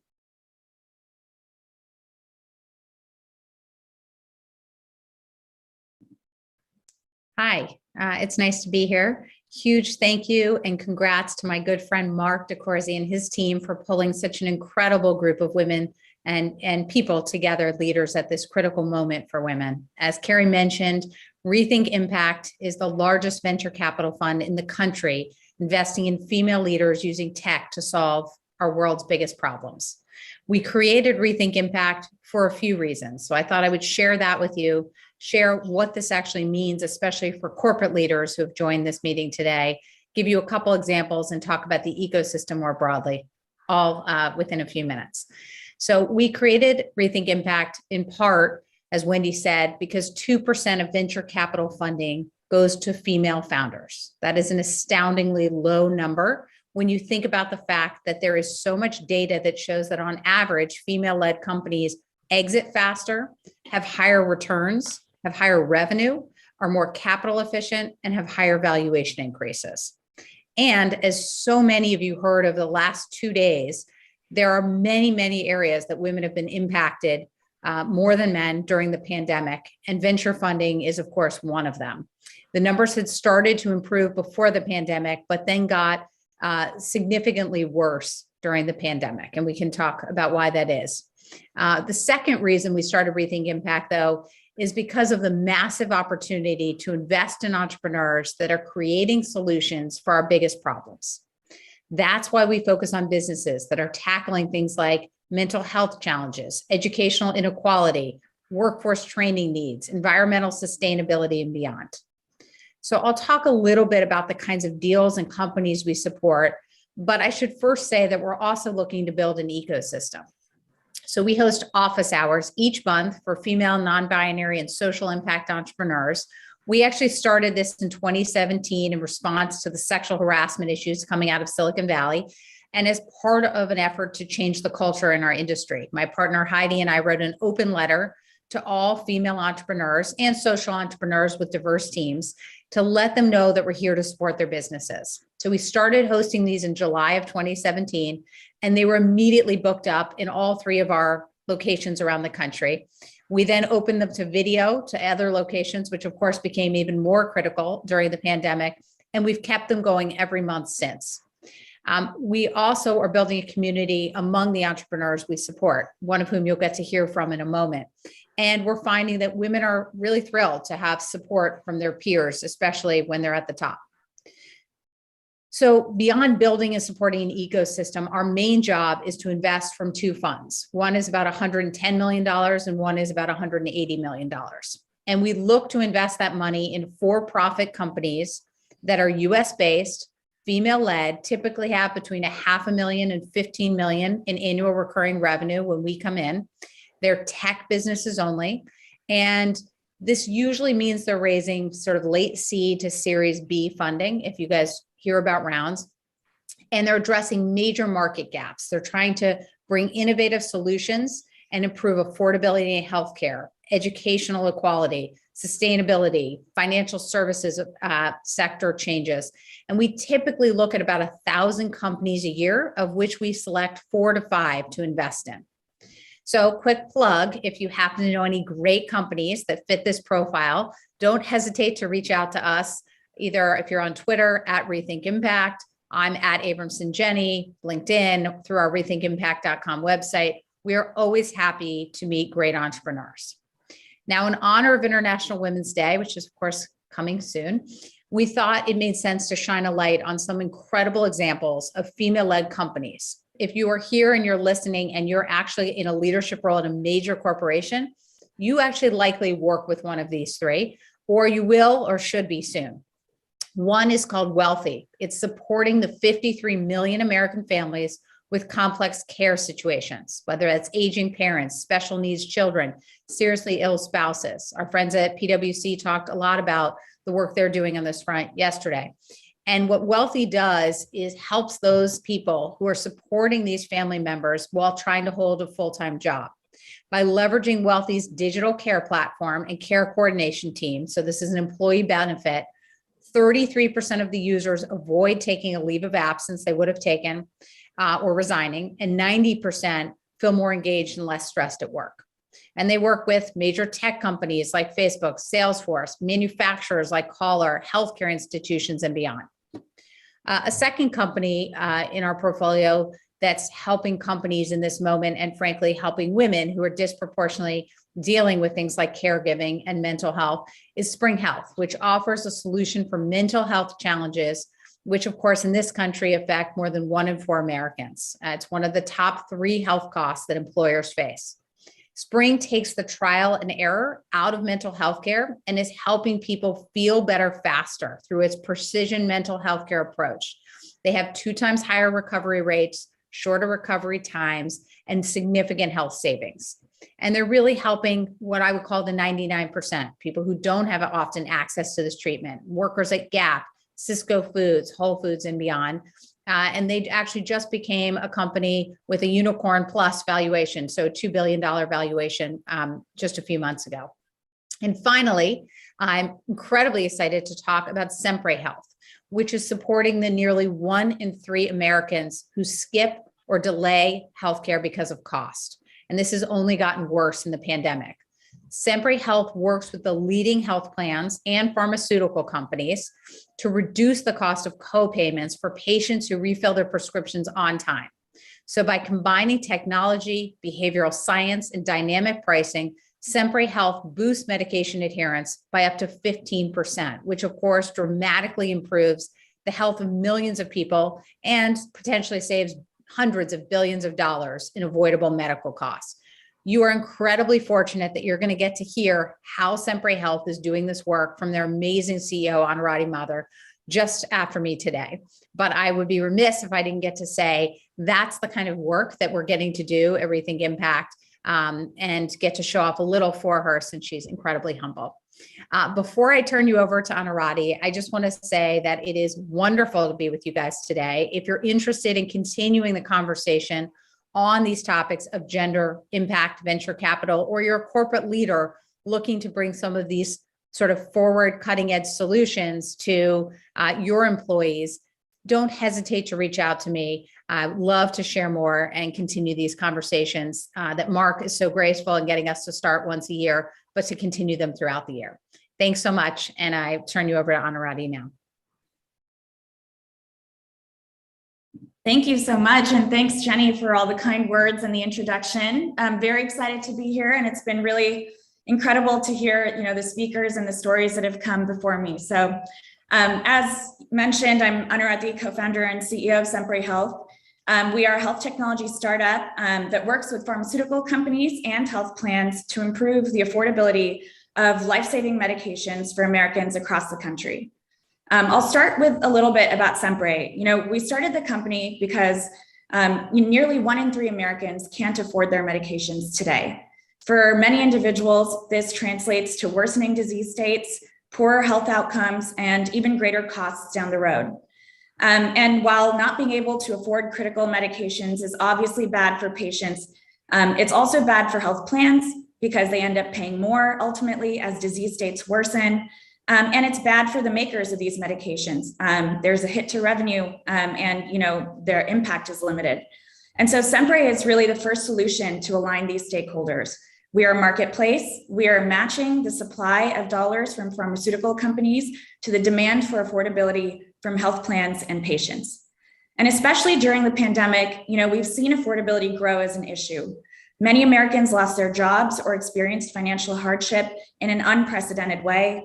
And for patients who were already struggling with affording their copays, healthcare access became even more out of reach. And in this particular moment, we were especially honored to be doing what we're doing. Over the last year alone, we've saved patients millions of dollars on their diabetes, heart failure, and respiratory medications. And this has allowed them to afford other necessities. We hear things like rent, heat, gas, groceries, and childcare. As a startup CEO, I think this is the kind of impact that makes work meaningful for me. And I've been honored to have a team and a board and investors who are just as passionate about healthcare as I am, including, of course, Jenny, who just spoke. So many startups raise venture capital, I think, only to sell their product to other venture-backed companies. The same dollars keep exchanging hands within the same ecosystem, and it's sometimes hard to tell where the innovation really is. I think that's one thing that we get really excited about at Sempre. We're so excited to be applying our efforts towards a product that does more than just serving the existing system and its incumbents. Our patients are in all 50 states. We have concentrations in Michigan, Pennsylvania, Arizona. Their average age is 58. Most of the time, they're juggling an entire household's expenses in addition to the cost of their own chronic conditions. And through enrollment in our programs, our patients save on average $44 each time they pick up their prescriptions. And that leads to about 60% that they can save on their out-of-pocket costs over the course of a year. Our product works a little bit like a good driver discount. And what this means is that as patients remain adherent to their medications, the more they see their savings grow. And so on average, we see that we have a pretty significant impact on adherence. Patients pick up their prescriptions between 3 and 4 times more in a 12-month period than patients who aren't offered our program at all. And all of this translates to fewer hospitalizations, ER visits, and downstream spend. For a lot of our patients, we're the first technology solution that they've ever interacted with. And we have the privilege of accompanying them on their journeys through the healthcare system. So as an aside, I'll say we are now working on amplifying the voices of our patients and what medication affordability means to them in the media, to representatives on Capitol Hill, and to the manufacturers of their medications. And so if you think you could help us in doing that, I have to say, please reach out to me, and I'd love to work with you. But really coming back to what I think was maybe the topic, which is what have I learned as a founder, having started this company over 6 years ago, over which period of time we've raised 3 rounds of capital, we've grown the team and the product, and I personally got married and became a mom. I thought that I would share a few things. So to start, I would say really investing in team. You know, in the early days of Sempre, it was just 2 of us. We had no money. We had no support. We were trying to build something to tackle a $300 billion problem of medication non-adherence out of a small apartment in San Francisco. And I will say there's nothing worse than having a million problems and no one really to share them with. I can say 6 years later, our team has grown. It is accomplished, it is diverse. Every person who works here is just as passionate about healthcare as I am. And while working at a startup might be many kinds of stressful, even on the good days, I'd have to say we're no longer alone, and building the team has been a really immense part of that. Second, I would say get good at storytelling. Everything from sales to fundraising to leadership is about being able to paint a really compelling and genuine picture. You know, how do you get your first employee to work with you? How do you convince your first customer or your first investor to take a chance? It's not just about having a vision. It's actually about being able to communicate it in a meaningful way. And the truth is, as a business owner, the person you'll probably have to motivate the most is yourself. So it does come in handy. And then finally, just remember that no matter what you're working on, not everyone is going to get it. It's up to you to find the people that do. Not only is Sempre a healthcare company, which means we're operating in a highly regulated space and contracting with immense organizations like Fortune 100 pharma companies and the nation's most prominent health plans, which means that all of our deals take a little bit longer to close. I am also a female founder, and I do think that the bar has been a little bit higher along the way. We've had to work really hard for every dollar that we've earned and for every dollar that we've raised. We've had to show a lot more traction. We've had to tell better stories. We've had to convince more people. But truthfully, I do think that it has made us a better team. You know, we're strategic, we're smart, and ultimately we get to build the kind of company that we've always wanted to work for. And that part is really fun. So I think ultimately the thing that has been really clear is that, you know, we wouldn't be here if not for the great network of supporters and mentors and advisors and investors who have made connections and opened doors and taken chances on Sempre and myself in a way that makes me really want to pay it forward. So I'll end with, obviously, if you're an investor, someone in media, someone in healthcare who feels excited to make an impact on drug affordability and adherence in a way that's fundamentally changing the system, please do reach out to me. I think there's probably quite a bit that we can do together. But also, if you're just getting started or want someone to chat with or someone whose mistakes you probably shouldn't repeat, please reach out to me as well. I think that's a big reason to participate in and attend events like this, and I really am happy to help in whatever way I can. So thank you. Excellent. Hi, so I wanted to thank everyone for inviting me to speak at this event. I am so excited to be here to talk about a program that is extremely important to me, and that's Comcast Rise. So what is Comcast Rise, and how did this program really come about? And to really answer this question, we have to go back 2 years and ask ourselves what was happening at the time. It was at the beginning of the pandemic. Businesses were closing all around us, and the uncertainty of whether or not some of these businesses would open was clearly an issue. And at the time, everyone had to step back. They were forced to step back and say, in this moment in time, what do we want to stand for? And for Comcast, it was advancing equity. Small businesses owned by people of color, including Hispanic and Asian Americans, were disproportionately impacted, and most extremely were Black-owned businesses. And these are the things that really led to the launch of Comcast Rise, and the initial focus being on Black-owned businesses. We were very intentional in the name of the program. RISE stands for Representation, Investment, Strength, and Empowerment. The program came about with the desire to help communities that were recovering from the pandemic, as well as social unrest. So many companies, as you all know, were donating dollars, and certainly we did as well. But we also wanted to create a very meaningful, actionable program that would allow businesses to not just recover in this moment in time, but also build wealth so that they could then help their communities and the businesses that they served. The program offers 4 key areas of support: monetary grants, marketing services, which includes things like consultations, media, creative production, also offer technology upgrades. And this is where we offer free services such as data or voice to customers for recipients for a year, plus giving them equipments like laptops, desktops, tablets, devices for their businesses. The last part of this is providing access to a platform where small businesses can come together, get tools, get coaching and mentor to help their businesses, as well as give them resources that they will need to not just recover, but eventually help their business thrive. The impacts that we are seeing so far from Comcast Rise: today, we have positively impacted 8,000 minority and women-owned small businesses across 590 cities and 34 states. Comcast Rise, you don't have to be a customer of Comcast to be able to have access to this program. It is truly open to any minority-owned business that has a need. The types of businesses that we've supported so far really run the gamut, from restaurants, gyms, daycare centers, professional services, hairdressers, you name it.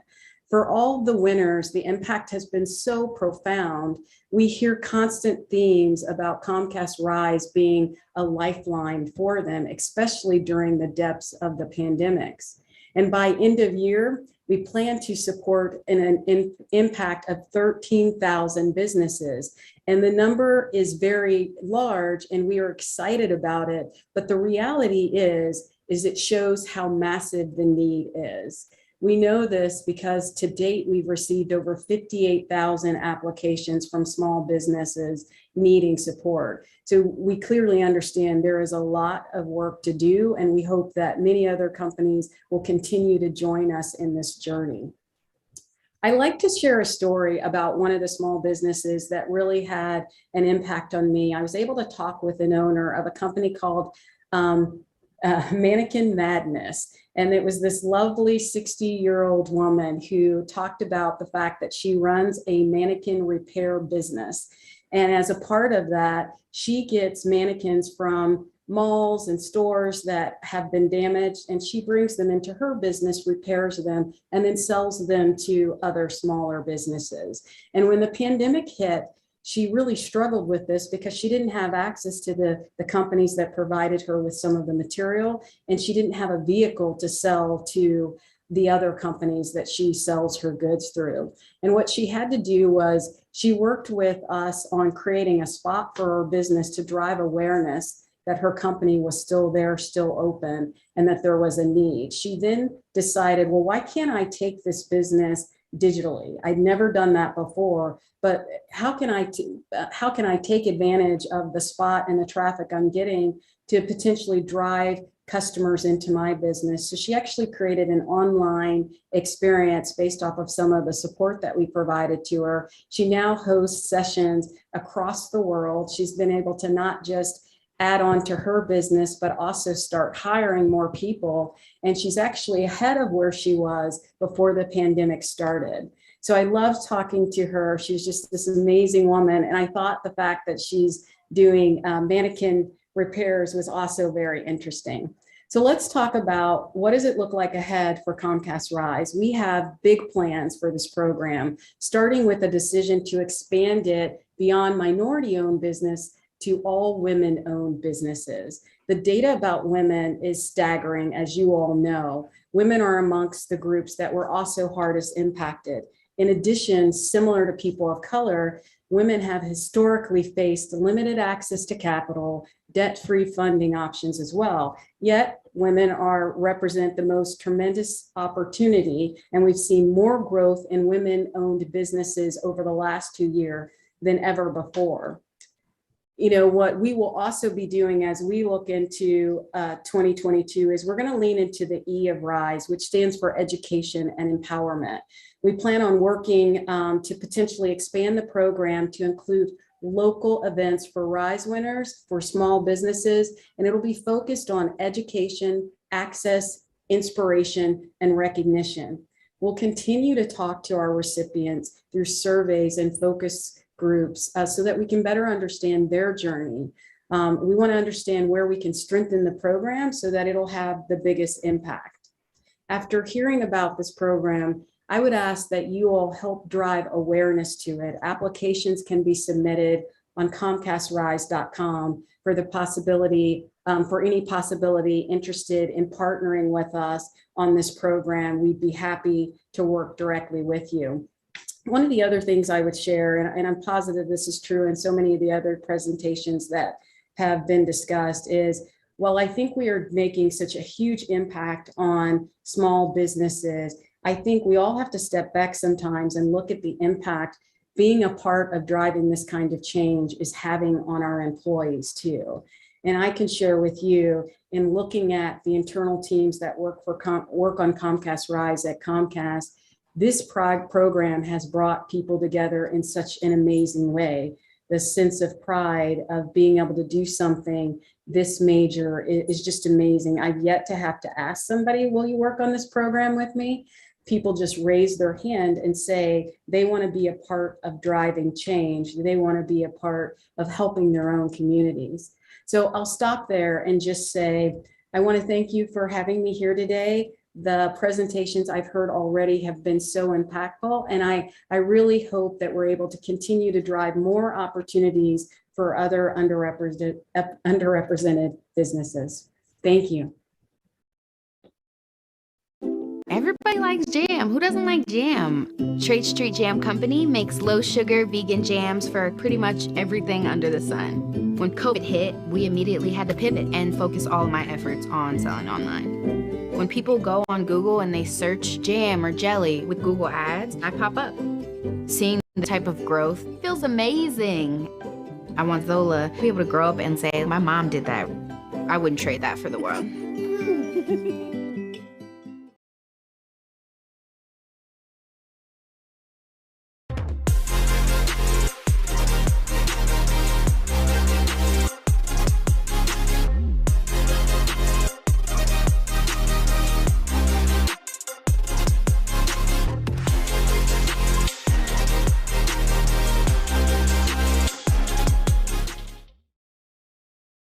Good afternoon, everyone. My name is Wendy Chun-Hoon. I direct the Women's Bureau at the United States Department of Labor. And in representing the needs and interests of women workers, the Women's Bureau closely monitors what women's employment looks like across the country. Today's Jobs Day, as we call it, and the February jobs numbers show tremendous growth. However, these gains are not gender neutral. Women's recovery continues to stall. There are now more adult men employed than pre-pandemic, meaning that adult men's employment has fully recovered. But meanwhile, there are 1.5 million fewer adult women in the labor market than before the pandemic. And Black women have recovered the least. This is in large part due to the jobs that women work in. Women are more likely to be concentrated in lower paid service sector type jobs than men. And these are the types of jobs that are most vulnerable to economic contractions resulting from routine economic downturns, but also catastrophic events like the global pandemic. The private sector has an important role to play in the urgent task of eliminating barriers that prevent women, and particularly women of color, from accessing career pathways to advancement. And that is why I am so excited to be here today with this great group of speakers who are helping women find diverse pathways to prosperity. Today we have Amanda Brophy from Google. We have Judalyn Cassidy, founder of Tools and Tiaras, Inc., and we have Alejandra Ceja from Panasonic. Welcome, everyone. I'd like to start off with some background on each of your organizations. So just want to invite you to please give us a brief overview of how you're helping to close the skills gap. Judalyn, would you like to start? Yes, I'll start. So my name is Judalyn Cassidy. I am the CVO of Tools and Tiaras, Inc., and I'm also the feminist plumber. I am a union plumber, And the way that I am helping is actually introducing girls really, really early at 6 years old to all the possibilities that exist in the amazing, lucrative, I'll say that again, skilled trades. And that's how I'm making my impact. Thank you so much, Amanda. Would you like to jump in? Yes. Hey, everyone. Amanda Brophy here from Google. At Google, we really believe that the technology we create should be available to anyone, regardless of gender, age, zip code, or race. I think about our work at Grow with Google, which is Google's commitment to economic opportunity, where we've helped train more than 8 million Americans around the nation through a network of 8,000 national and local partners, including YWCA, Goodwill, Hiring Our Heroes, Hispanic Federation, and more. One of our major programs that we use to help people have more equity around the workforce is the Google Career Certificates, which helps provide job training to get people into high growth careers in a variety of industries. That's awesome. And Alejandra. Thank you, Wendy. I have the honor to lead the Office of Social Impact and Inclusion at Panasonic. We are a global tech and innovation company. We recognize the fastest growing jobs of the future are going to require strong STEM literacy and STEM proficiency, which is why at Panasonic, we are committed to investing in educational programs that help prepare our students, especially our young women and girls, for success in the global 21st century. I'm looking forward to sharing with you all in today's discussion some of the initiatives and partnerships that are underway across North America to help close the STEMs gap, and most importantly, to help inspire, support, and increase the representation of women and girls in STEM. Thanks, Alejandra. Thanks all of you for giving us just a little taste of what you're about to share with us, and for your leadership in this really diverse set of industries and sectors across our economy. So I want to dig in a little deeper. Male-dominated occupations are those where women make up less than 25% of the workforce. They're otherwise called non-traditional occupations for women. In the United States in 2020, we had about 6.5% of women working full-time in these occupations. And right now, we're facing a good job shortage in key supply chains that's also causing economic challenges. And simultaneously, we're seeing some major investments to create good jobs to rebuild America's infrastructure. So frankly, we need everyone's talent in the labor force right now. What benefits would we see if we were able to really diversify our talent pool and get more women in these kinds of fields that you're talking about and leading in? So Alejandra, do you want to go first this time? Yeah, absolutely. I think if you give women the opportunity to lead, they will lead and they will make significant contributions in the workforce. I think we have to do a better job of normalizing the fact that women can lead in these male-dominated occupations, and we have to allow women to own their own narrative. A few years ago, I had the opportunity to do a site visit at one of our manufacturing companies in Mexico, and I had the opportunity to meet the director of the welding program, a female, who is in charge of providing the training to men and women, but it was so normal. And I think we have to be able to highlight the success stories of women who are breaking into this industry, because it will lead to opening the door for other women to follow suit. So, our director of the welding program is leading by example. She's inspiring other women to follow in her footsteps. And I think that's the narrative that we need to normalize and highlight. Yeah, that's great. Judalyn, why don't you take us next? Yeah, I totally believe that the construction industry, we have like 61,000 people. We need to fill these jobs for the next 3 years. And the construction industry is really a high paying job for women. And what we also have to change is the narrative, because a lot of mothers and communities look down on construction and don't realize that we are part of STEM. We are the science, the technology, the engineering, the beautiful art, the buildings that you see, and the mathematics. So we want to change those narratives, and we also want to make women know that they are welcome. And I think if companies make that shift and know that you want to hire that 51% of the population who actually does 50% of the world's work, and we only get 10% of the world income. If you want that portion and you want to make money, let us change the way we advertise and get the sisters into this job, because being a plumber changed my life. Coming from Trinidad and Tobago, really poor. I came to this country, I was a nanny, a housekeeper, and now I'm the world's feminist plumber, and I love every minute of it. So I want to see more women in these jobs, especially since we're going to invest so much money. Let us do it with intentionality and making women know that we do want you. We want you here. Come on over. So inspiring. Amanda. You know, the only thing I would add is, first, I plus one everything, but the only thing else I would add is that a more equitable workforce helps everyone. You know, and I think when you think about the pandemic, more than half of women have thought about a career change during this time. And I read this interesting statistic that basically said if we could have more women in the paid workforce, that when we had real gender parity, we actually could see an increase in the US economy of $789 billion. And to me, the more that we can create this more equitable workforce wherever we are, regardless of industry, and we have to do it together, that is how we can benefit and help everyone. That is a very powerful number. Julian, I want to come back to the story that you were telling us. You know, can women see themselves, and can young women see themselves in really, as you said, lucrative jobs, for example, the construction trades? You are clearly an advocate for equity in the skilled trades.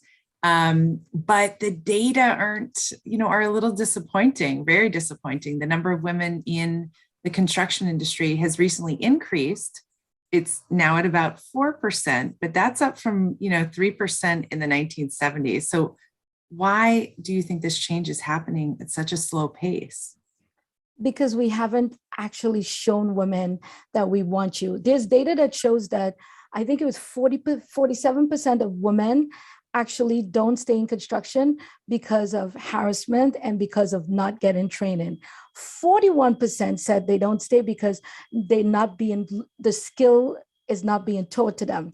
And you know what was the actual lowest number? 13% of that group of 2006 women said they left because of the job. That's a low number. So the work is not hard, but you have to make women, especially women of color, feel like we belong. You need to see us in the posters, in the advertisement. We need to be in the schools, and the little girls see a girl like me with afro, with an accent, just like her, and said, I could be a plumber. And I see that with Tools and Tiaras, the work we are doing. We have girls who have come to our welding class and now are pursuing STEM. We have girls that we show them female pilots because it made them fully believe that they can be. Now she's in an aviation school. So I think the change starts with us showing women and girls that we want you here. And I know with Tools and Tiaras, we just did a funding to raise money for our building. And I know the brothers, our allies are ready because our biggest donors was the men. So men are ready, and we want to equip you with the tools to bring us on. So bring more women in, and we definitely can make a change in the construction industry. And the growth don't have to be that slow. We can do it together. We definitely can do it together. Mallies, I'm remembering that. Thanks, Judalyn. Amanda, I want to go back to something you said about the program about Grow with Google. You've created this flexible online training to put workers really on the fast track to jobs in these high growth fields. It sounds exactly like the sort of thing that we need right now, to your point, to make sure that everyone is in the labor force and in the careers that they want to be in. So can you say a little bit more about how these programs work and also some of the results you're seeing? Yeah, of course. So as I mentioned earlier, the Google Career Certificates help provide online job training to help prepare people for jobs. And actually what was really interesting was this was actually comes and stems from a need that Google had internally. which was how do we bring in more diverse talent and we can teach with skill. So we actually started with a pilot in our IT support work. So especially now with the pandemic, with how do you fix your computer as you're thinking about things, how do we ensure that we have skills-based talent and use this as a way to bring in and diversify more individuals, like whether by gender, race, etc., so that we can bring those talent to Google. And so what we've done is we've created a program in fields like IT support, project management, data analytics, and user experience design to help get people jobs in these entry-level roles. We've had some great results. 70,000 Americans have graduated from the program. 75% have a positive career impact, so a job, a promo, a raise. And over half of these folks are from underrepresented groups in tech, including female, Black, Latino, or veteran. And so to us, what's really important is that it's not just a training program, because no one wants to do training. What you want to do is have something to get a better life. And so what we've done is we've built kind of some wraparound associated to this. So we have an employer consortium, so companies like Verizon or Walmart or Google will actually hire these graduates. We're in hundreds of community colleges in CTE or career and technical high schools across the nation. And what we've really thought about is working with even nonprofits to provide wraparound support to ensure that folks, whether they're female, from underrepresented groups or underserved groups without college degrees, have the pathways to be successful and get jobs wherever they are. Yeah, that is critical. Alejandra, I want to bring your voice in and tell us about Panasonic's focus on girls and young women. Well, similar to Judalyn, we're focused on early interventions, in particular around STEM interventions for young women and girls. And two partnerships that I want to highlight that we recently launched are one with the Million Girls Moonshot. It's an initiative that's created by STEM Next. It provides young girls with the support and the resources they need to combat the false narrative that we know exists around women in STEM, and really helping us redefine what is possible. What are those careers in STEM? So through the Moonshot Initiative, we're working to reach 1 million middle school girls through after school and summer programs by 2025. And another new initiative that we recently launched is with STEM Forward. This initiative is a new education program. It's in partnership with Discovery Education and our Olympic champion, Katie Ledecky, that provides students, educators, and families with dynamic digital resources to explore how technology improves lives and how it can lead to a career in entrepreneurship. These resources are free and available currently.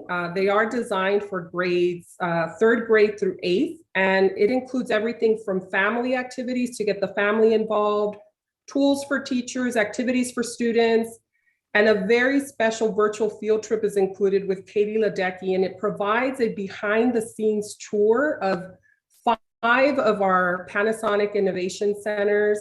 So through this initiative, we're expecting to engage a total of 400,000 young women across the country.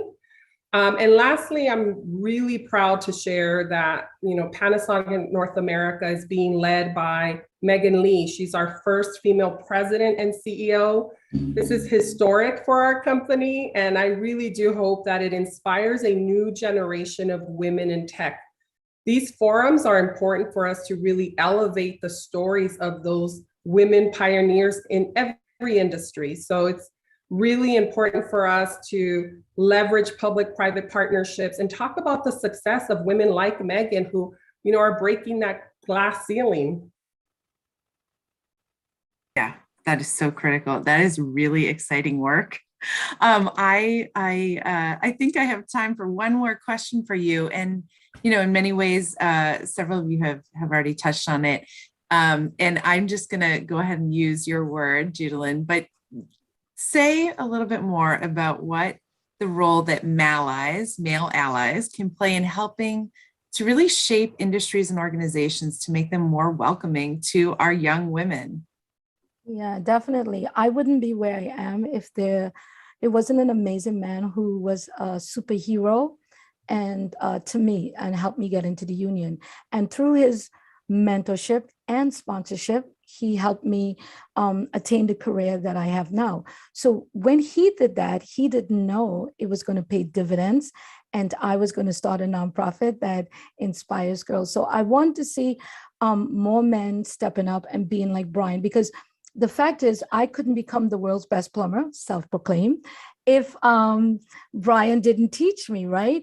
But the reality of it is most of these male-dominated careers, men are going to be our teachers. So not just be our teachers, but also help us to rise to those positions in leadership. And I think that's where the construction industry, we're not doing the best job.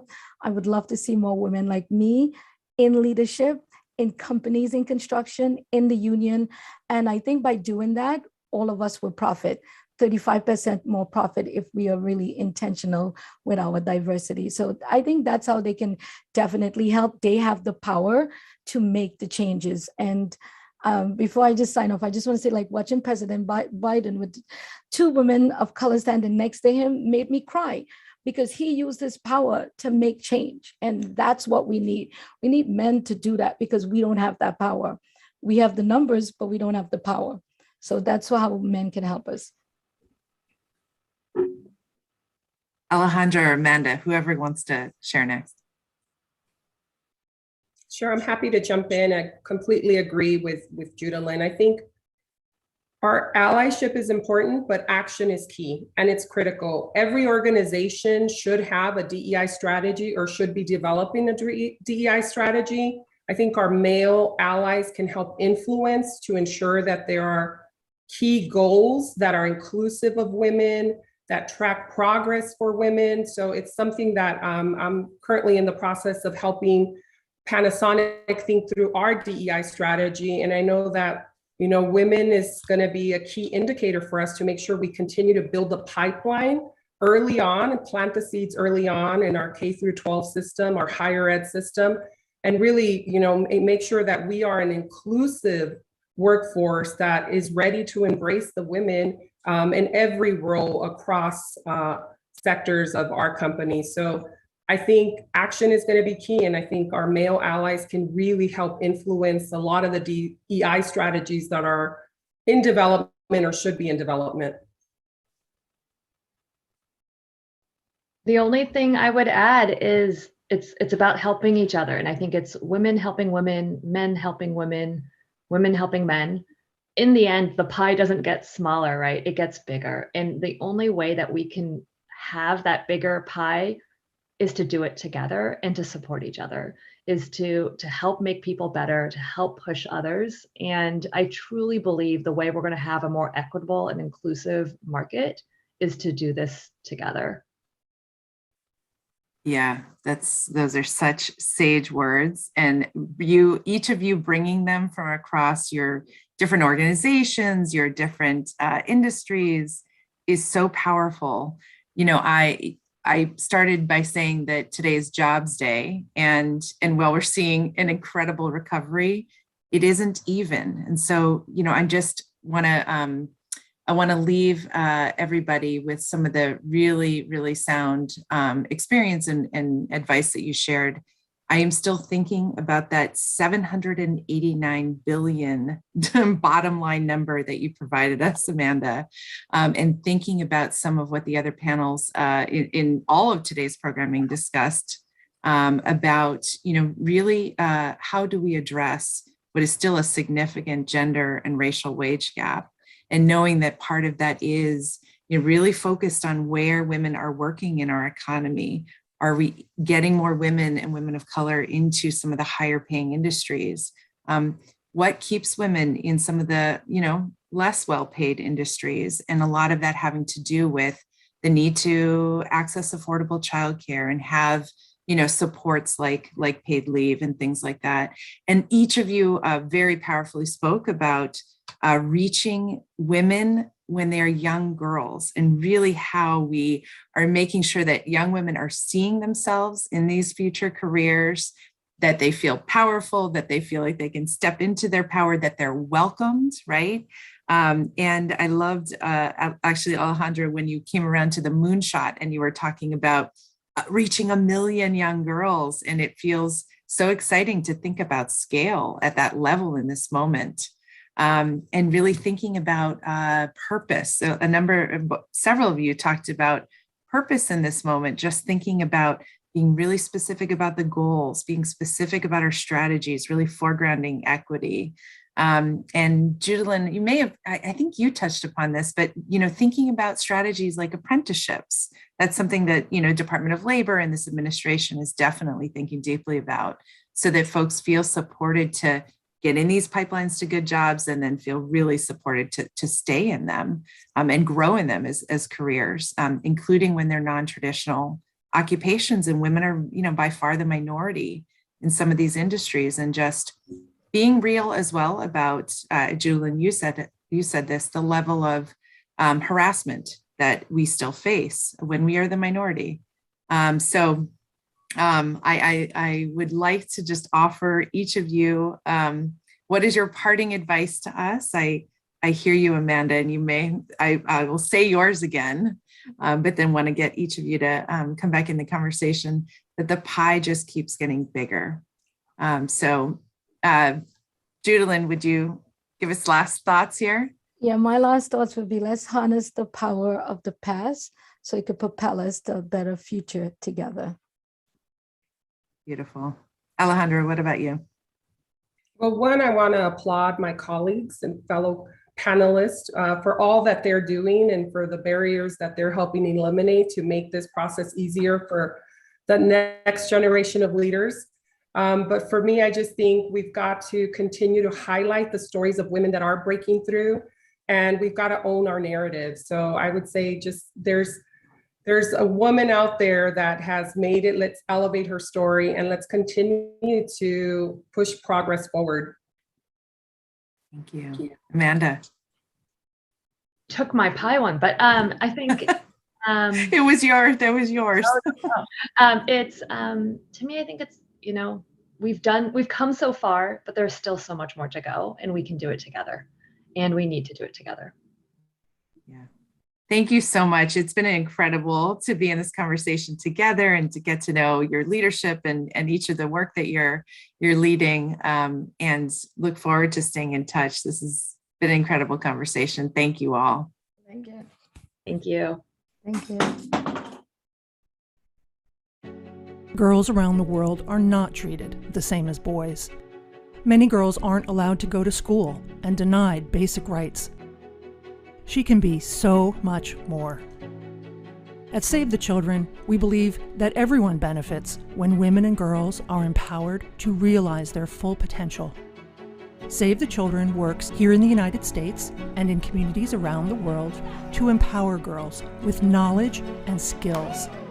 We're changing attitudes and changing the lives of children and their families.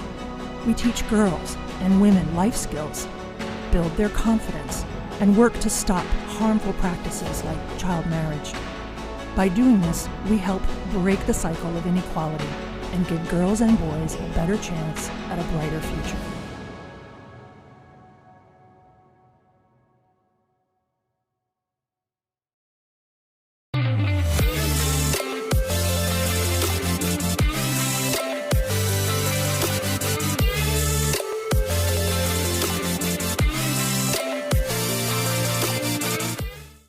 Hi everyone, my name is Jante Peripto and I'm the President and CEO of Save the Children.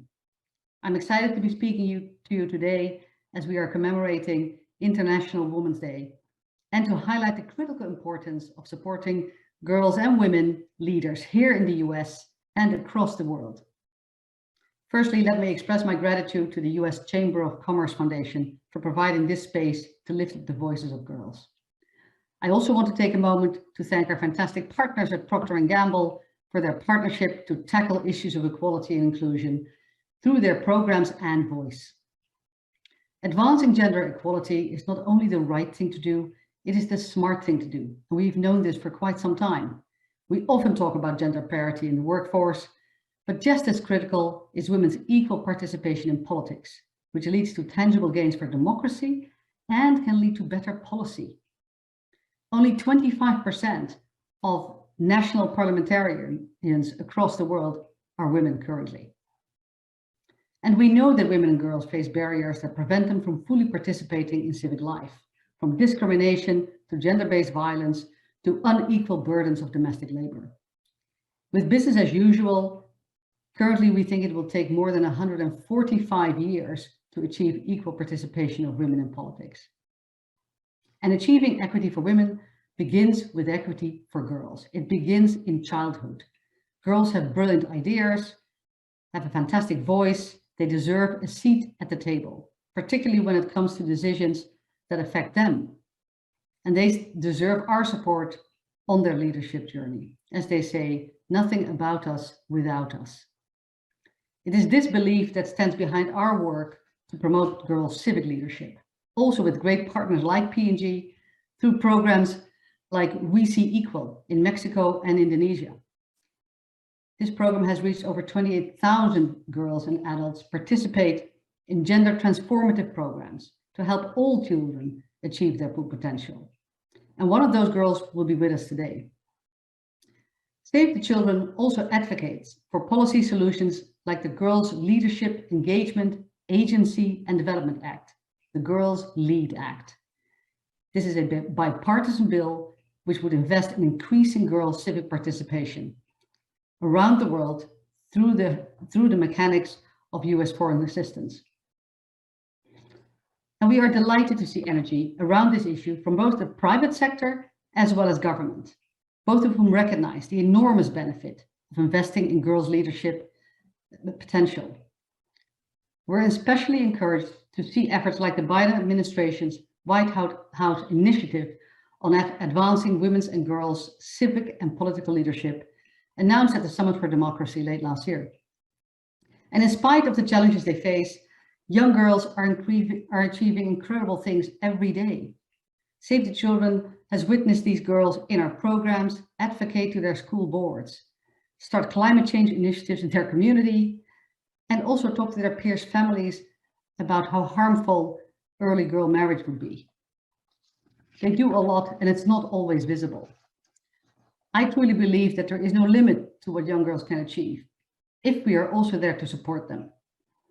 We are particularly excited for you to hear remarks from our intergenerational lineup of speakers, including a great strong champion for the role of women and girls in civic life, Congresswoman Cathy McMorris-Rodgers, and the co-chairs of the Bipartisan Women's Congressional Caucus, Congresswoman Jennifer Gonzalez-Colon and Congresswoman Madeline Dean. We will also hear from two young leaders supported by Save the Children from the United States and Mexico in a fireside chat moderated by Alison Tubman, who's the global program leader for Procter & Gamble. In closing, I invite you to consider how we can work together across public and private sectors to amplify girls' voices, remove the barriers in their way, and build the next generation of trailblazers. I wish you all a happy International Women's Day.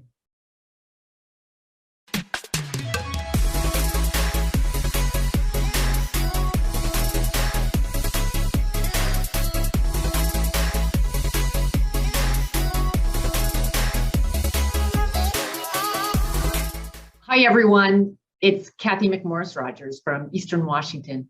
And more than anything, I want to encourage you to imagine what's possible and work hard to make it happen.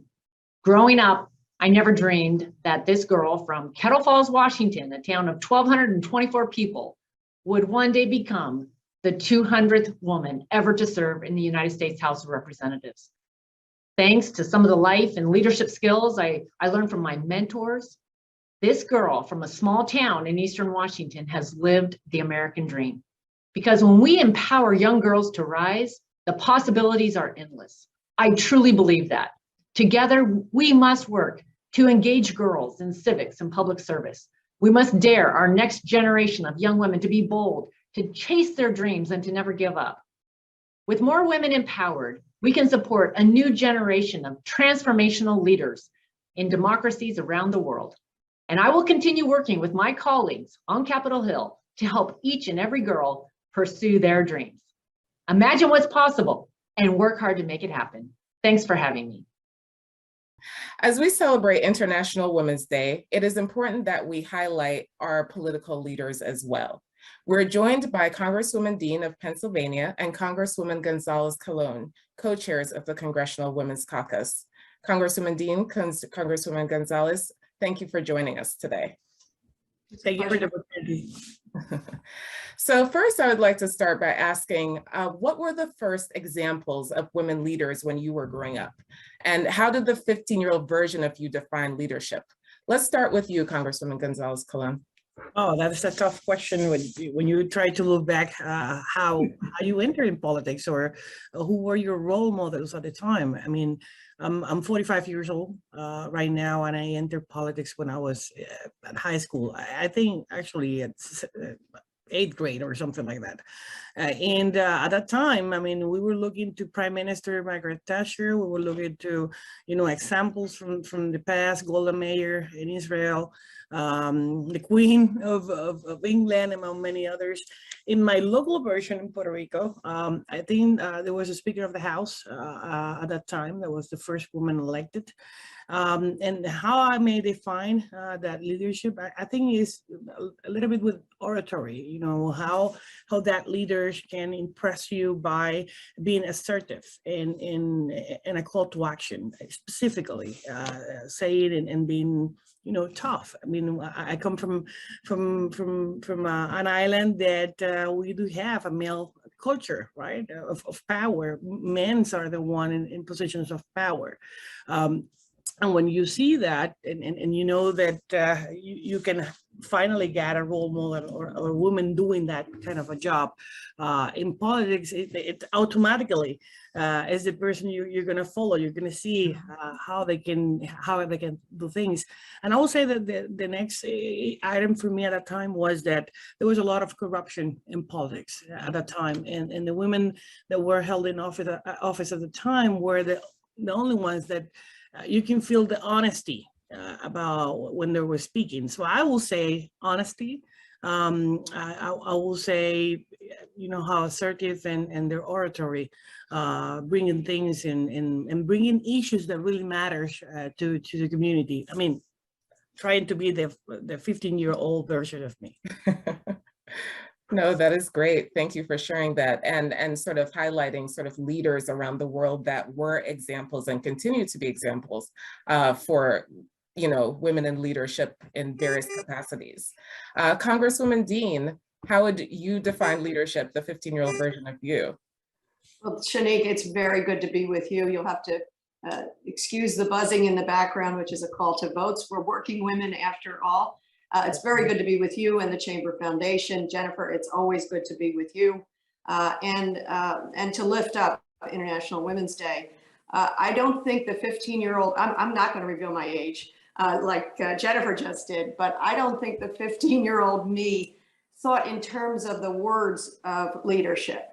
I think I thought, and growing up, I'm the youngest of 7 children. I have 5 older brothers and an older sister, thank God.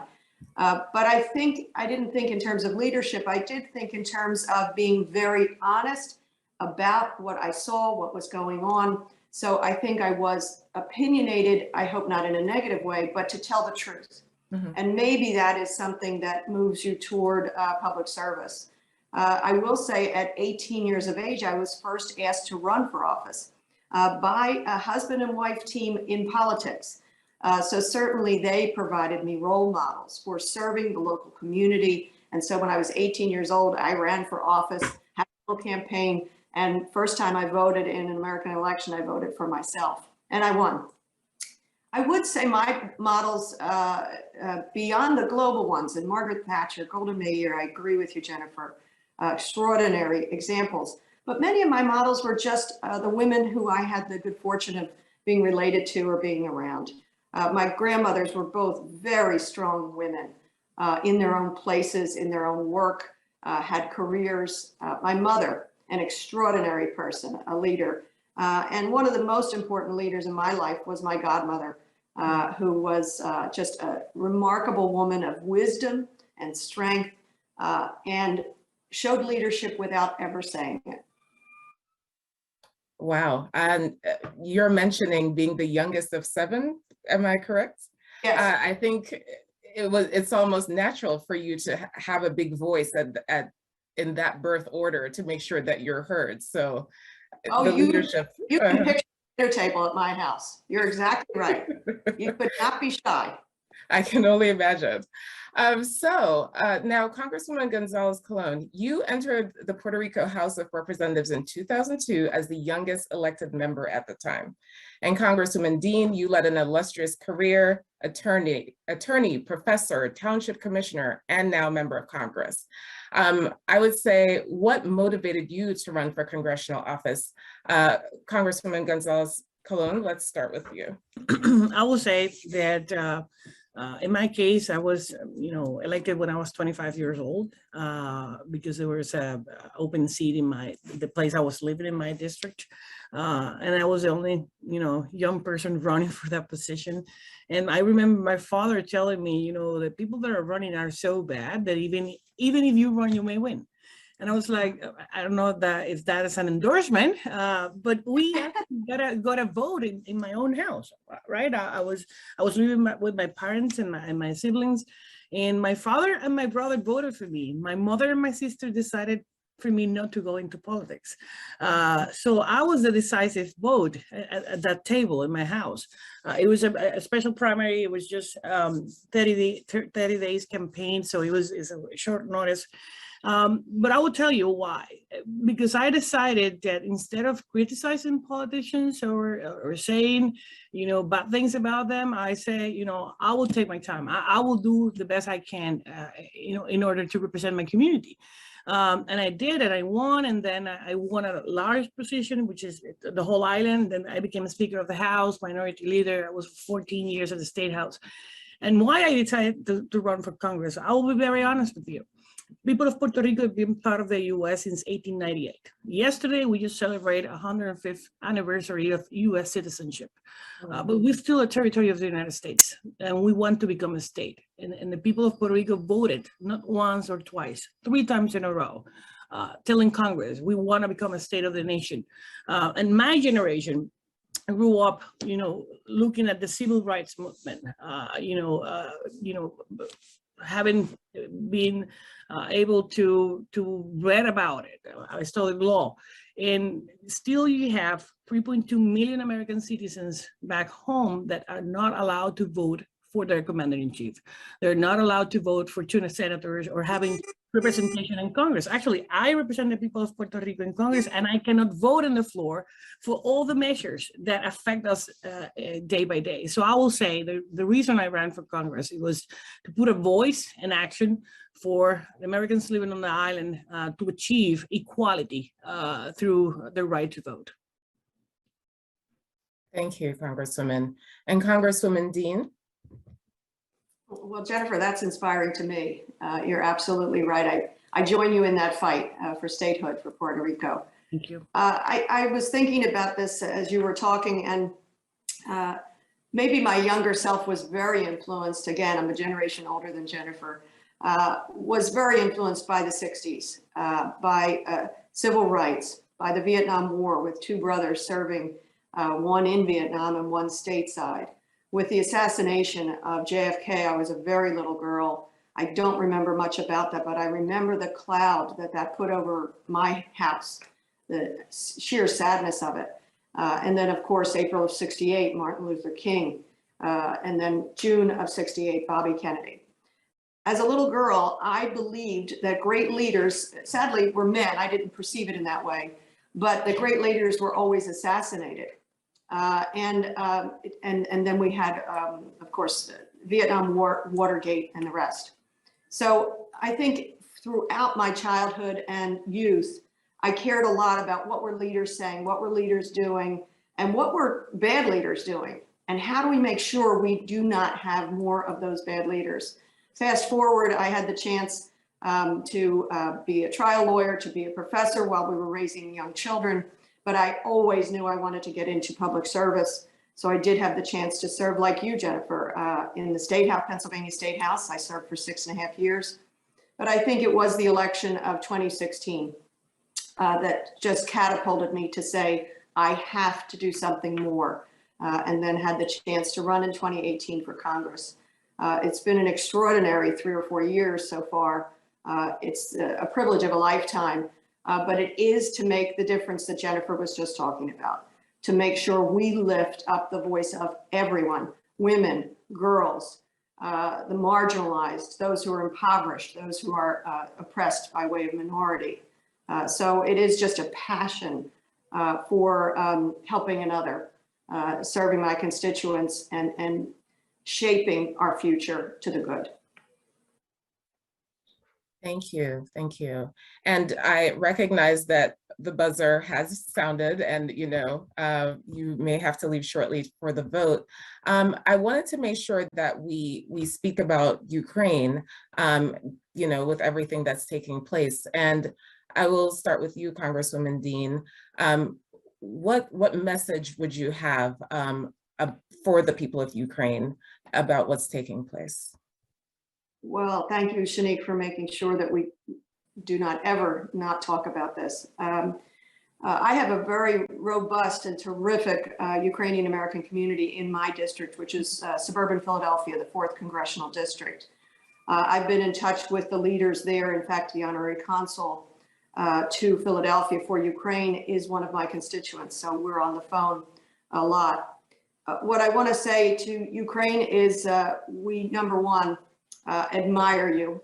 We admire your extraordinary courage, led by President Zelensky, a young democracy. It's such an important reminder to us who have a little bit older democracy, but still as important and still showing signs of fragility. So just lift up the Ukrainian people, the courage they are showing, from the president through the military, through citizens, ordinary people like you and me, saying, no, I will stand up and fight for my democracy. It matters for me, and more importantly, it matters for our children. On the side here, I'm very proud of the role that this administration has played to galvanize the global community and to make sure that the best information was out there as to the despicable nature of the actions that were to come by Mr. Putin. Unprovoked, depraved destruction, death. We have now more than 1 million refugees, and it will go probably as high as 5 million refugees. So my message to citizens here and Ukrainians around the world, especially in Ukraine, is that we stand with you. The world is united in condemnation of Mr. Putin, and this Congress is working alongside the administration to make sure you get the sanctions you need, the weapons you need, the humanitarian needs that you have, as well as making sure that when you seek refuge, it is humanitarian and not forever. Thank you, Congresswoman. And Congresswoman Gonzalez-Colon, as we think about this issue, is there anything that you want to say specifically in regards to women and children that are affected during this time? Definitely. I got the opportunity, I was blessed in Congress to visit Ukraine a few years ago after the invasion of Crimea, and visiting some of the cities of Ukraine. And I do have a lot of Puerto Ricans serving in the U.S. Armed Forces that are stationed in Ukraine, training and doing a lot of stuff in Poland as well. And, the Ukrainian people are so humble. And they're just fighting for the same freedom and democracy our nation was founded for. And seeing, we're talking now about Ukraine, but a few months later, it could be another country in Europe that may be at the mercy of the Russian army. And that's something that we need to look at. When I see some countries that are not even willing to look at the issue, it's who's going to be next.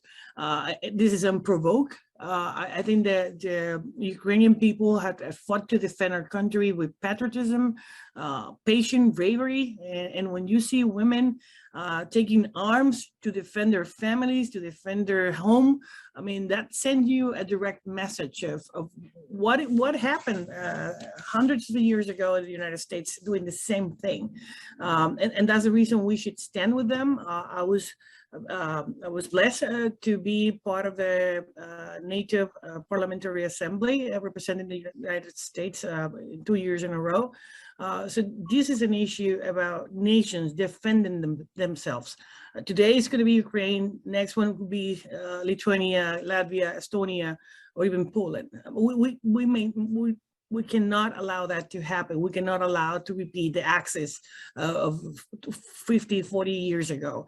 And in that sense, all the sanctions, we should be strong and robust. And I applaud the measures that have been taken by the administration in order to stop the Russian complete invasion of Ukraine. And I think all of us, I mean, seeing countries like the Swiss and many others that usually were neutral in times of war, taking action and expressing themselves, closing their borders.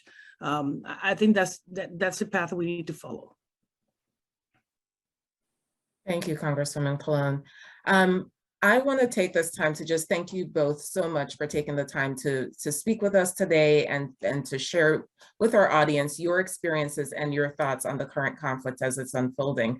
I also recognize that you have a vote to participate in. So just wanted to thank you for your time today and wishing you all the best. Well, thank you very much, Shanique, and to the Chamber Foundation. Thank you for the work that you're doing. And Jennifer, a pleasure to be with you. I'm happy to be here with you, Madeline, as well. I think bipartisanship can be done in many ways in Congress. And there are several issues that, I mean, we are sisters and brothers defending our communities. And in that sense, I encourage young women to run for office, young women to take leadership, right, and to step up and represent their community. So thank you for doing this. Thank you.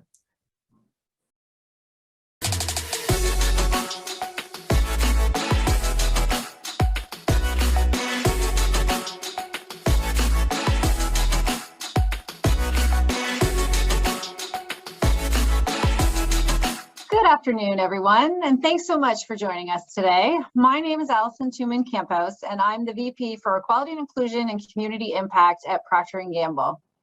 And as the mother of 2 teenage daughters myself, I'm really looking forward to this next conversation we're going to have. I have the honor of spending the next 20 minutes or so with not one, but 2 amazing youth leaders, Liz from Illinois and Daniela from Pueblo, Mexico. Before we get started, though, I just wanted to mention the long-term partnership that we've had at Procter & Gamble with Save the Children. We've been working together since 1995 in our shared commitment to supporting children in communities around the globe. We do a lot of things together that are providing donations of health and hygiene products, emergency response efforts, and clean drinking water. And one of the programs that I'm really proud of is the We See Equal project, which aims to tackle and eliminate gender bias among young adolescents in both Mexico and Indonesia. Together in these programs, we're working to ensure that 20,000 youth and more than 80,000 people in their communities demonstrate positive and equitable gender norms and attitudes. So through programs like these, we get to meet amazing young leaders, including like Liz and Daniela today. In fact, Daniela was in the We See Equal program and a participant, so I'm excited to hear her experiences about that. So let's get started with our first questions to our girl leaders today, Liz and Daniela. So why don't we start with you, Daniela, and just tell me a little bit about yourself. I'd love to hear today why you're with us and talking about girls' leadership and civic engagement, and then we'll ask Liz the same question after you. So over to you, Daniela. Bueno, yo estoy aquí. Yeah, so I'm here because the foundation started working with the teachers, and as far as teachers go, my own teacher, she chose me so that I could be here with you today. Wonderful. I'm so glad she did that. So Liz, how about you? Tell us a little bit about yourself and how you're joining us today too. Yeah, so my name is Elizabeth. I live in Northern Illinois, and I kind of got involved with Save the Children. It was scanned through my school, and I started doing a lot of things with girlhood. And kind of like aside from that, I started focusing like a lot on gender equality and like girlhood and the girl child. And then I kind of just really started getting involved with advocacy through SCAN, and then they kind of showed me this opportunity, and I was really, really excited to take it. So. That's so great to hear. I'm so glad you're working at such a young age with Save the Children because they do so much around the world. Daniela, tell us a little bit about how you got involved in the Save the Children program and the We See Equal project. Como les comentaba, la Well, like fundación I was sharing earlier, the foundation started working with alongside the teachers, and as far as the teachers are concerned, they were focusing on the students' activities, and along those lines, they chose me. Excellent. Well, I'm so excited to hear more about how that program's going in your school. But first, let's talk a little bit about what you're passionate about. So Daniela, while you're on camera, tell us a little bit about what gets you the most excited in the work you're doing to create an equal world. Me gusta. So I like to talk about the woman. I mean, this sounds really cool to me because we're talking about women and the female and is I mean, there's no words really to explain what a woman is and represents so much all over the world. How about you, Liz? I mean, Danielle is right. The importance of girls and women around the world is something we cannot underestimate and we really need to focus on. And I can tell that she's excited to talk more about that. But how about you, Liz? What are you passionate about? I think in the realm of like gender equality, I'm really passionate about like girls' education. And I think, I mean, it's because like I myself am a girl and like my parents are from Kenya. So like whenever I kind of like go to Kenya, like I see and I hear a lot of girls' education. And I think other things like I'm really interested in like women's economic development in like other countries and a bunch of things like that, kind of like closing the really big access gap that, well, for one COVID created and one that kind of like was already there. So. That's so true. I think we've all been really challenged the last few years about how to make sure that the progress we've made on gender equality and a lot of the programs like Save the Children's and others, you know, that keeps moving forward, but it's been really challenging over the last couple of years. So it's great to know that, you know, young leaders like you and Daniela are getting involved even when it's not easy and it's challenging. So Liz, tell me a little bit about your experience with, you know, as we call it, civic and political engagement. We've been talking about in the forum today that the Chamber of Commerce Foundation has been hosting. So, you know, how have you played a leadership role or how have you been involved in that area? So I don't know. I think like the one thing that I really started to notice was, this is like in everything. So like in science and in like, just like civic participation, that you really need to have a lot of like diverse perspectives. And so I think one of the things I've like through SCAN at my school, we were talking to a lot of like our local Congress people advocating for the Girls Lead Act, which kind of really became like a really big thing in the past, I think year of my time at SCAN. And kind of like aside from that, I also started doing a lot with climate and gender. So it's kind of like teaching girls how to advocate for climate in their local areas, like making toolkits and teaching them how to kind of reach out to Congress people in their local areas. So a bunch of things like that. And I think just through SCAN again, a lot of things regarding like girlhood and kind of a ton of other countries. So not only advocating for ourselves here, but also having our Congress people try to advocate for international like civic participation for girls, a bunch of things like that. Oh, that's excellent. And you mentioned the LEAD Act, which is a really important piece of legislation that, you know, is under discussion. Procter & Gamble's been supporting Save the Children and their outreach efforts to really get more people aware of that act and how it can really make a difference for getting girls all around the world involved. So thanks for mentioning that one. Daniela, how about you? What are some of the leadership things you've done in your school and in this area about being involved and engaged? La verdad, en mi escuela no he tenido ningún. Well, honestly, at school, I really haven't had any leadership. The only leadership that I have had is this now, being able to represent Mexico and Latin America. Well, I would say that's a pretty big step in your leadership journey, representing your school and your community and the children involved in the Save the Children work in Mexico. So thank you for doing that today. How about in your experience, why you're a young leader, why is it important for young leaders to get involved like you, to represent their school and their peers and their friends? You know, why is that so important to hear from young people like you? Porque nos estamos formando. Because we are forming ourselves as children, and so that in the future, not just us girls, but also boys can be future doctors and attorneys and teachers, and so that we can change a little bit the world and give our little bit of contribution so that we can change the world. I think you're right, totally right about that. It's at a young age, a lot of our norms and our, sometimes our bias around who should do what jobs or who should study what subjects, those biases can start so young. So I'm really excited to know that you are representing, students, young students at your school and in your community to really talk about these things. The We See Equal program, I know, has both boys and girls, students of all genders, there to talk about some of the biases and get rid of some of the ones that aren't true so that everyone can choose their path and what they want to do. So I'm excited to know that the students around you are part of that program and doing that. So thank you for that.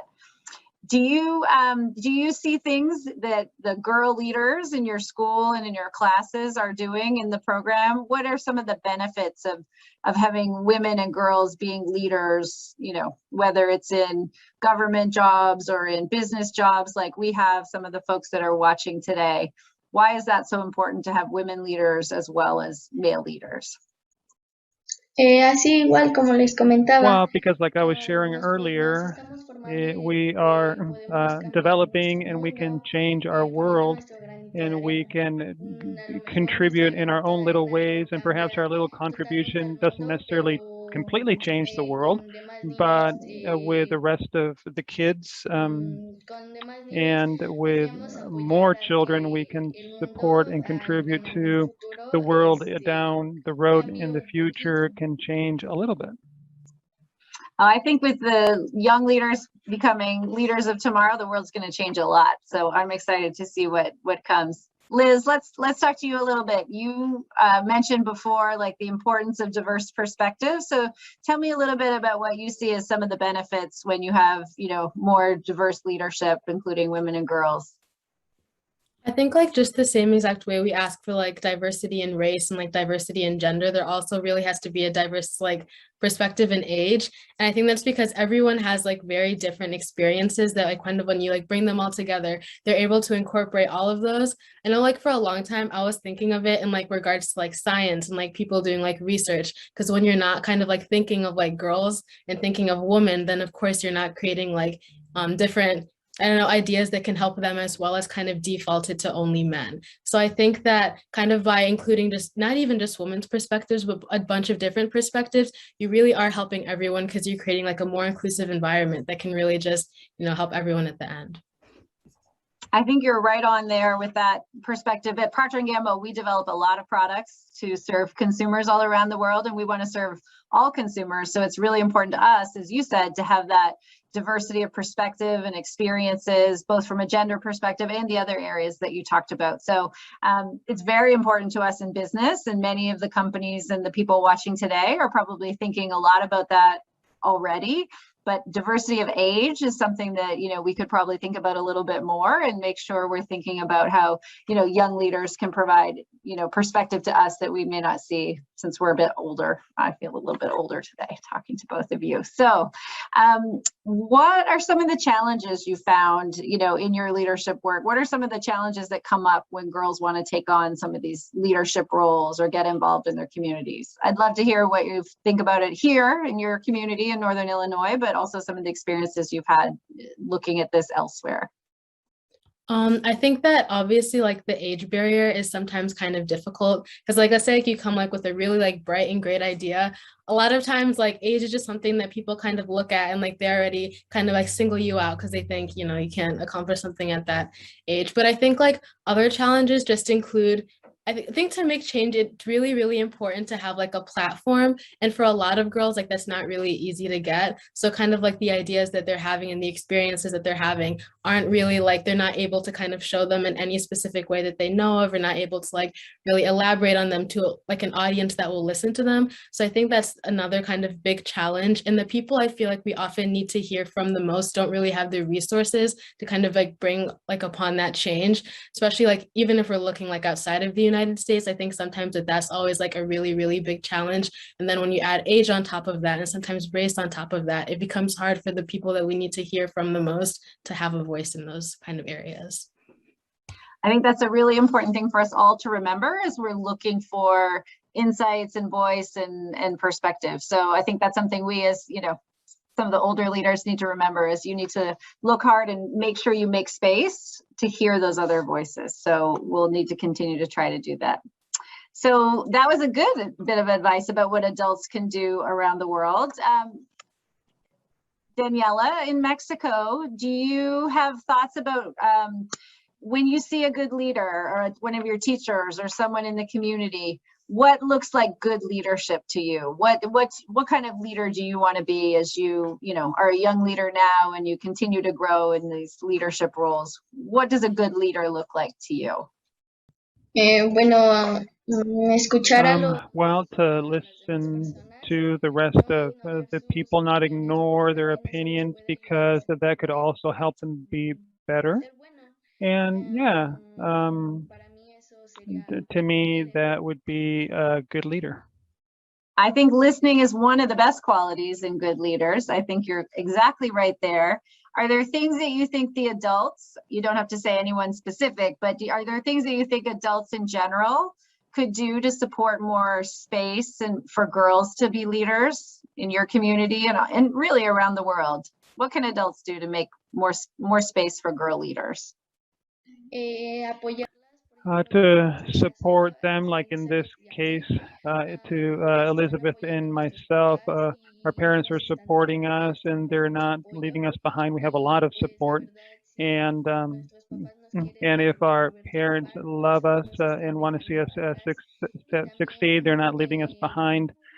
And also involve a lot of girls or boys, and also programs such as this. To me, this program seems really good because you talk to girls and boys and you listen to them, and yeah, you listen to them and you can help them to become better. Daniela, can you tell me a little bit about the program and the project that you're in with Save the Children at your school? And you have girls and boys in that program together. What are some of the changes you see in the boys in the program at school who are learning about leadership and gender norms for girls? Do you see changes after the program has started in the boys at school? Yes, there's more equality in our school, and also yeah, there's more equality at school, and that's what's changed. Excellent. I hope that there'll be even more of that in the future in your school. So I'm glad to hear that the impact of the We See Equal program is making a difference. So Liz, I'd love to ask you some of the same questions around what does a good leader look like and what can adults do to help make more opportunities for girls' leadership? I think a good leader is like just someone who leads by example, and like leading by example is kind of someone who's like leading in like a gender responsive way, not even like a gender responsive way, but just a very like responsive way to the people that they kind of are talking about and talking to in a way that like almost connects with them. And they're just being very, very, I don't know, they seem very, very passionate about what they're doing, but they're kind of relaying it in a very, very like kind and, good way. And I think what adults can do, I think, again, just give like kids a platform, give like women a platform, and give women in just like different situations, like entirely different from you, kind of like a platform, and try to listen to them and like understand what you can do. Because I think when people from very, very different backgrounds come together and try to like achieve the same exact thing, it works a lot better than one person from one very specific background. And I think also with that, like everything they're doing, like if it's like working with business or working in the government, just making sure that it's like gender responsive, and they're trying to like look for and like account for what women face across a variety of different contexts, and just like always having kind of just not even women, just very specific people at the forefront of their mind to make sure that they're catering for them. That's great advice. I think, often we get comfortable with sort of our own experience in the world, and that's how we see the world. So, making sure we make space to see the experiences of others is a great lesson for business leaders, as well as leaders in, in the public domain and in government as well. So, so I get very inspired talking to young leaders like you. It makes me very excited, positively thinking towards the future. And I'd love to hear what your vision is. So Liz, I'll start with you. Tell me a little bit about your vision for the future and what inspires you about what's ahead of us. My vision for the future would just be every single girl has 12 years of education, because I think when you're looking at kind of what that entails for absolutely everything. So for closing the access gap, I know climate change, if every single girl had 12 years of education, you'd be approaching a lot of things very differently. Healthcare, I think that in an ideal future in my head, every single girl would have an education, and then consequently kind of every single thing would just be bumped up another level, because we're having a whole entire new array of different perspectives that are really helping everyone across every single different little area. So that would be a pretty powerful thing if all the girls around the world got a full education of 12 years. So that's a great vision. I love that. Daniela, tell me about what you look forward to in the future, and what's your vision of the world? How do you want to see the world in the future? Pues que no haya so that there's no inequality between men and women, and that girls can have the same rights as men do. I think that's another great vision. It starts with education, and it goes to so much more in our world when we see equal. So I think that's great. I'm going to make sure that you girls have the last word. So Daniela, what's the last message that you want to give to the people watching today, business leaders and supporters of the Chamber of Commerce Foundation? What's the last thing you want to share with us today? Decirles que las niñas y mujeres I'll let you know that girls and women are able to do many things, and that there's no inequality in the world. I think you're right about that. Girls and women can do many things, and we need to make a lot more space and a lot more opportunity. So thank you for that. And same question to you, Liz. I would love to give you the last word and tell us, what do you want the folks here today to take away as the message from you as a young leader? I think basically the same exact thing, and then adding on that they just have just women in general have very, very different perspectives that are just positively added absolutely everywhere.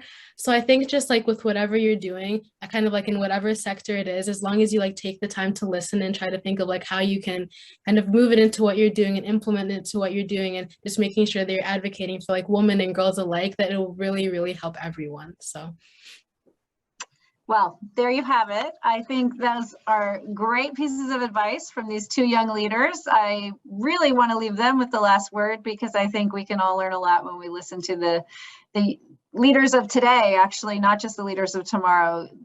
Youth leaders have a lot for us to learn from today, and I hope that everyone listening today and joined us found this insightful. Thank you, Liz. Thank you, Daniela. It's been wonderful to meet you, even though this is how we meet now on Zoom, but thank you for all you're doing at your school, in your community, and the support and the time you're spending, advocating for Save the Children and their programs and being part of their programs, and making sure that support comes for things like the Girls Lead Act, which will make space and make opportunities for girls in civic and political engagement and in their own communities for leadership. So thank you both. It was great to meet you, and I hope you have a great rest of your day.